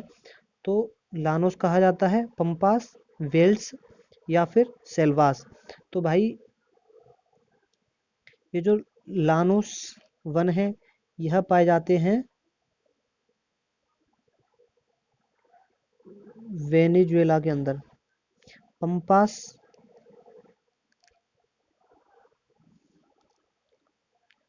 लानोस घास के मैदान कहाँ पर पाए जाते हैं? तो ये पाए जाते हैं वेनेजुएला के अंदर। पंपास की बात करूं तो ये पाए जाते हैं अर्जेंटीना के अंदर। वेल्स घास के मैदान कहाँ पाए जाते हैं? ये वेल्स घास के मैदान पाए जाते हैं दक्षिण अफ्रीका में। सेल्वास घास के मैदान कहाँ पाए जाते हैं? तो अमेज़न की नदी घाटी में पाए जाते हैं सेल्वास। अगर इनमें बात करूं घास कौन सी स्थित होती है तो उसे हम अल्फा अल्फा के नाम से जानते हैं। ठीक है, अल्फा अल्फा के नाम से जानते हैं। अगर मैं बात करूं ऑस्ट्रेलिया में तो ऑस्ट्रेलिया में पाए जाते हैं डाउन्स घास के मैदान। नियाग्रा जलप्रपात किस नदी पर स्थित है? ह्यूरोन तथा ओंटारियो पर, इरी तथा ह्यूरोन पर, इरी तथा ओंटारियो पर, ह्यूरोन तथा सुपीरियर पर। इसका ऑप्शन नंबर सही हो जाएगा थर्ड, इरी तथा ओंटारियो के मध्य में स्थित है नियाग्रा जलप्रपात। ठीक है, ओंटारियो जो ओंटारियो लेक है वह सबसे पूर्वी लेक है। ठीक है, किन में? ग्रेट लेक में सबसे पूर्वी लेक को हम किस नाम से जानते हैं? तो वह है ओंटारियो। टिहरी जल विद्युत योजना किस नदी पर है? अलकनंदा पर, भागीरथी पर, धौलीगंगा धौलीगंगा पर या मंदाकिनी पर। इसका आंसर सही हो जाएगा ऑप्शन नंबर बी। तो बात करें टिहरी डैम की तो यह है उत्तराखंड में। ठीक है, किस नदी पर है? तो भागीरथी पर। तो भागीरथी किसकी सहायक नदी है? तो यह है गंगा की सहायक नदी। ठीक है, विश्व का सबसे ऊंचा रेलवे पुल बनाया जा रहा है क्या सिंधु नदी पर, रावी नदी पर, चेनाब नदी पर या व्यास नदी पर? तो भाई यह जो विश्व का सबसे ऊंचा रेलवे ब्रिज बनाया जा रहा है वह बनाया जा रहा है चेनाब नदी पर। ठीक है, चेनाब नदी चंद्रा तथा भागा की दो संयुक्त धाराओं से मिलकर के बनती है। ठीक है, रावी नदी पर बात करूं तो थीनवांद अवस्थित है। ठीक है, इन व्यास नदी पर मैं बात करूं तो पोंग डैम है। ठीक है, तथा इंदिरा गांधी नहर व्यास नदी पर बनाई गई है। और एक बहुत इम्पोर्टेंट है आपका हरिके बैराज जो कि पंजाब में अवस्थित है। किस नदी पर बनाया गया है? तो सतलुज तथा ब्यास नदी के संगम पर।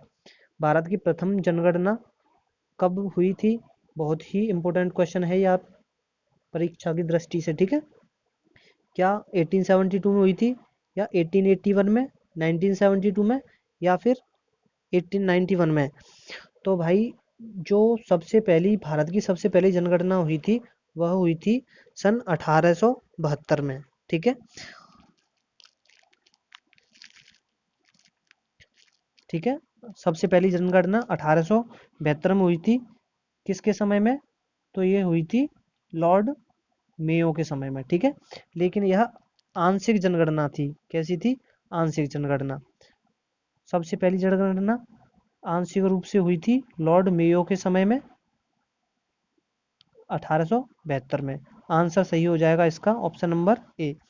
अगर मैं बात करूं कि दशकीय जनगणना कब से प्रारंभ हुई, दशकीय जनगणना, तो वह हुई 1881 में। ठीक है, किसके समय में? तो वह हुई थी लॉर्ड रिपन के समय में। ठीक है, 1972 में पर्यावरण सम्मेलन हुआ था रियो रियो के अंदर। इसका ऑप्शन नंबर सही हो जाएगा ए। ठीक है, किसके किसके समय में हुई थी सबसे पहली जनगणना? तो वह हुई थी लॉर्ड मेयो के में। आंशिक जनगणना थी ये। फिर 1881 में हुई थी प्रथम दशकीय जनगणना। ठीक है, लॉर्ड रिपन के समय में। 1972 में पृथ्वी पर्यावरण दिवस मनाया जाता है 5 जून को। क्षेत्रफल की दृष्टि से निम्न देशों को उनके घटते क्रम में लगाइए। ठीक है, सबसे घटते क्रम में सबसे बड़ा, फिर उससे छोटा। तो सबसे बड़ा हो जाता है रूस, उसके बाद में कनाडा, उसके बाद में चीन, फिर उसके बाद में अमेरिका। ऑप्शन नंबर डी सही हो जाएगा। ठीक है, स्क्रीनशॉट ले लीजिए। 0 डिग्री देशांतर किस देश से होकर नहीं गुजरती है? माली से नहीं गुजरती, बुर्किना फासो से नहीं गुजरती, इंग्लैंड से नहीं गुजरती, या फिर भारत से नहीं गुजरती? तो भाई ये जो 0 डिग्री देशांतर है इसे हम मानक समय रेखा कहते हैं। यह Mali, Ghana, Burkina Faso, Algeria, England, France, Spain तथा टोगो, इन 8 देशों से होकर के गुजरती है। तो इसका सही आंसर हो जाएगा भारत। भारत से होकर के नहीं गुजरती। बहुत ही इंपॉर्टेंट क्वेश्चन रहने वाला है ये कि म्यांमार की सबसे बड़ी नदी कौन सी है? क्या इरावदी है, महावेली गंगा है, ब्रह्मपुत्रा है, या यांगसी है? तो भाई इरावदी म्यांमार की सबसे लंबी नदी है। म्यांमार का पुराना नाम बर्मा था। जब इसका नाम बर्मा था तब इसकी राजधानी क्या हुआ करती थी? तो रंगून। लेकिन अब इसका नाम बदल के म्यांमार कर दिया गया है तथा इसकी राजधानी बदल करके नेपिता कर दी गई है। ठीक है, महाबली गंगा, यह बात करूं तो श्रीलंका की सबसे बड़ी नदी है। ठीक है, ब्रह्मपुत्रा बांग्लादेश की सबसे बड़ी नदी है। क्षेत्रफल की दृष्टि से विश्व का सबसे बड़ा भू आवेष्टित देश कौन सा है? भू आवेष्टित देश या फिर स्थल रुद्ध देश कौन सा है? तो सबसे बड़ा स्थल रुद्ध देश हो जाता है कजाकिस्तान। स्थल रुद्ध से मतलब है कि ऐसा देश जिसकी सीमा कि जिसकी कोई जलीय सीमा ना हो, चारों तरफ से लैंड एरिया से घिरा हुआ हो। तो इसका ऑप्शन हो जाएगा सही, ऑप्शन नंबर डी कजाकिस्तान। कौन सी जनजाति नील नदी घाटी में निवास करती है? क्या सेमांग करती है, क्या फेल्लाह करती है, एस्किमो करती है, या बुशमैन करती है? तो बुशमैन करती है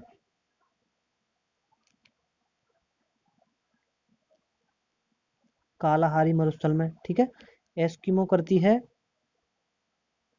कनाडा के अंदर, सेमांग करती है मलेशिया में। ऑप्शन नंबर बी फेल्लाह जो जनजाति है वह नील नदी की घाटी में निवास करती है। बुशमैन का संबंध किससे है? क्या सहारा मरुस्थल से है, कालाहारी मरुस्थल से है, कांगो बेसिन से है, अबिसीनिया के पठार से है? तो मैं बता दूं बुशमैन का संबंधित है कालाहारी मरुस्थल से। ठीक है, कांगो बेसिन में जो जनजाति निवास करती है उसे हम पिग्मी कहते हैं। सहारा रेगिस्तान में बद्दू जनजाति निवास करती है। ठीक है, ये बहुत इंपॉर्टेंट होने वाले हैं। युगांडा की राजधानी क्या है? कई बार क्वेश्चन परीक्षा में पूछा गया है ये। युगांडा की राजधानी क्या खार्तूम है, कंपाला है, वेलिंगटन है या किंगस्टन है? तो भाई खार्तूम जो राजधानी है वह है सूडान की। कंपाला जो राजधानी है वह हो जाती है युगांडा की। वेलिंगटन है, यह हो जाती है न्यूजीलैंड की। उसके बाद में ये जो किंगस्टन है ये हो जाती है जमैका की। ठीक है, आगे बढ़े। निम्नलिखित में से कौन सा लौह खनिज अयस्क नहीं है? हेमेटाइट नहीं है, मैग्नेटाइट, लिग्नाइट या लिमोनाइट? अब मैं बात करूं कि जो मैग्नेटाइट है यह लौह अयस्क की सबसे अच्छा प्रकार होता है। उसके बाद में हेमेटाइट भी लौह का अयस्क है। उसके बाद में लिग्नाइट भी लौह अयस्क है।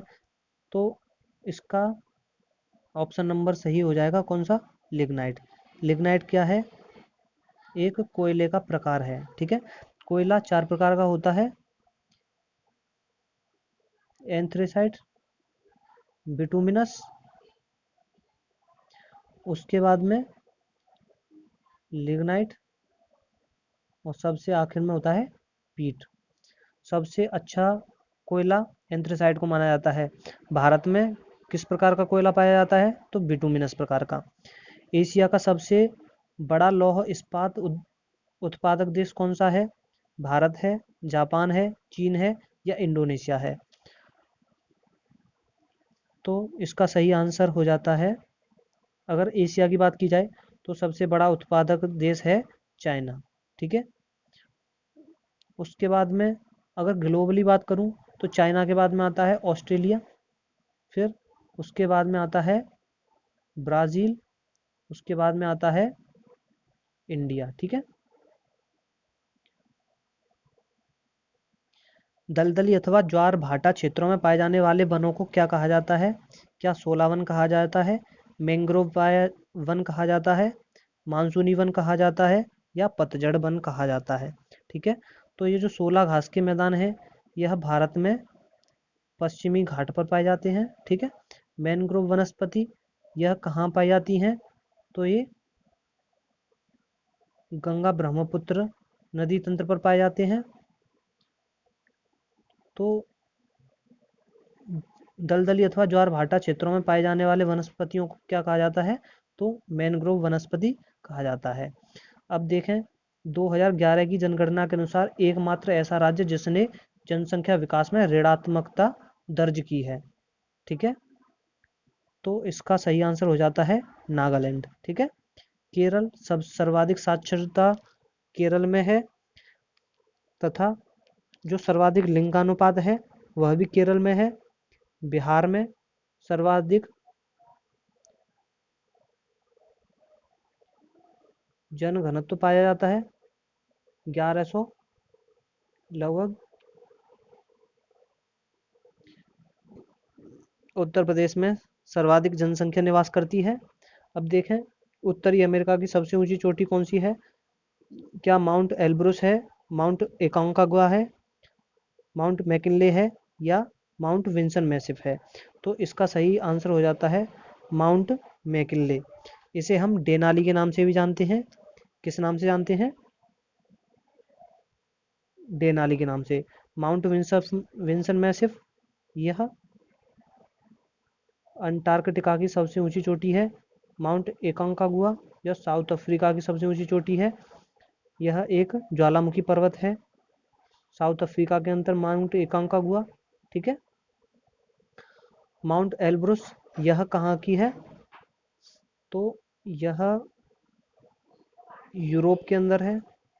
ठीक है, कॉकेसस श्रेणी में स्थित है। कॉकेसस श्रेणी यूरोप तथा एशिया की प्राकृतिक बाउंड्री का निर्माण करती है।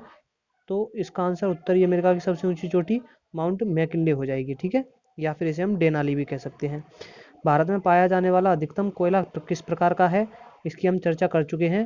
भारत में सर्वाधिक कोयला बिटुमिनस प्रकार का पाया जाता है। चीनी का कटोरा किस देश को कहा जाता है, तो यह कहा जाता है क्यूबा को। ठीक है, क्यूबा को चीनी का कटोरा कहा जाता है। सर्वाधिक मक्का कहाँ पे उत्पादित होता है, तो वह यूएसए में होता है। क्या होता है, मक्का। ठीक है, चीन सर्वाधिक गेहूं का उत्पादन करता है। भारत सर्वाधिक दूध का उत्पादन करता है। कौन सी नदी मकर रेखा को 2 बार काटती है, क्या वह माही नदी है, क्या लिम्पोपो है, जायरे है, या फिर बोलगा नदी है।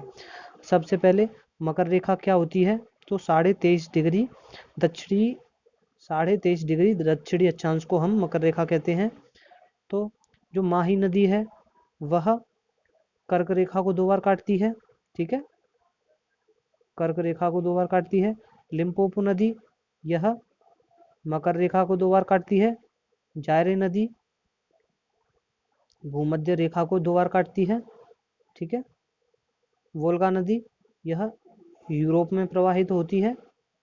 उसके बाद में अगर देखें तो जिब्राल्टर जल संधि किसको अलग करती है, स्पेन को मोरक्को से करती है, अलास्का को रूस से करती है, ऑस्ट्रेलिया को तस्मान सागर से करती है, तस्मानिया से, या भारत को पाकिस्तान से।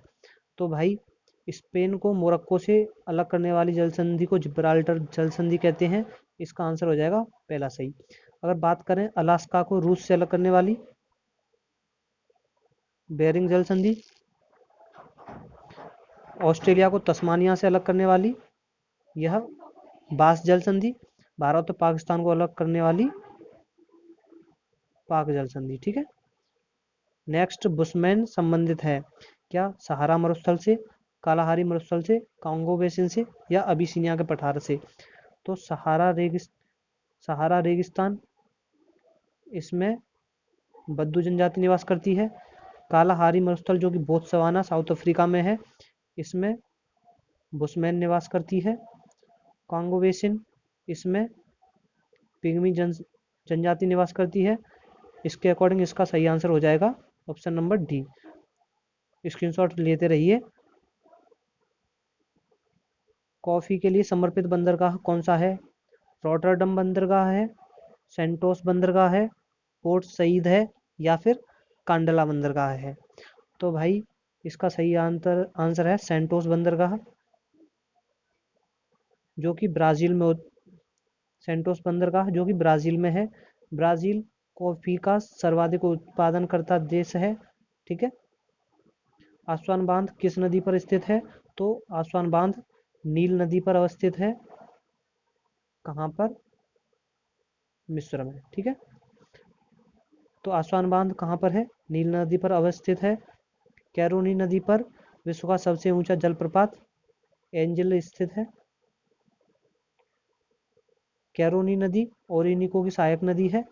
ठीक है, चिनाव पर रियासी नामक स्थान पर विश्व का सबसे ऊंचा रेलवे ब्रिज बनाया जा रहा है। अब बात करें द ग्रेट विक्टोरिया मरुस्थल कहाँ पर है, तो यह है ऑस्ट्रेलिया में। ग्रेट विक्टोरिया, ग्रेट सैंडी, ये मरुस्थल कहाँ के हैं, तो ऑस्ट्रेलिया के हैं। ठीक है, निम्नलिखित में कौन सम्मिलित नहीं है, जो ये जो स्थानीय पवनें हैं कुछ, खमसिन क्या मिस्र में चलती है, चिनूक क्या चीन में चलती है, सिरोको क्या इटली में चलती है, या फिर गिबली क्या लीबिया में चलती है। तो भाई ये जो खमसिन पवनें हैं यह मिस्र में चलती हैं, बिल्कुल सही है। गिबली जो पवनें हैं वह लीबिया में चलती हैं। सिरोको सिरोको जो हवाएं हैं पवनें हैं वह इटली में चलती हैं।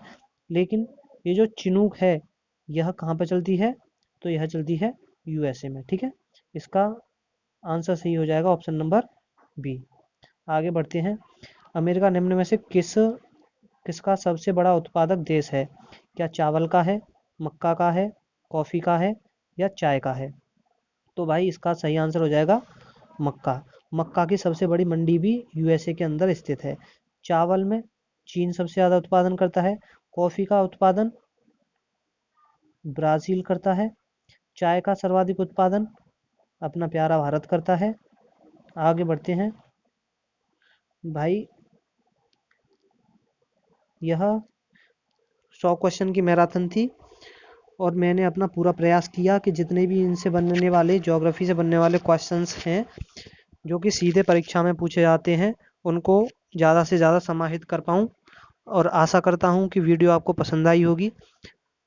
अगर आप हमारे चैनल से पहली बार जुड़ रहे हैं तो हमारे चैनल को सब्सक्राइब कर दीजिए, वीडियो को लाइक कर दीजिए और बेल आइकन को प्रेस कर दीजिए, जिससे कि हमारी सारी वीडियोस आप तक डायरेक्टली पहुंच सकें और इस परिवार में ज़्यादा से ज़्यादा सदस्यों को जोड़ें।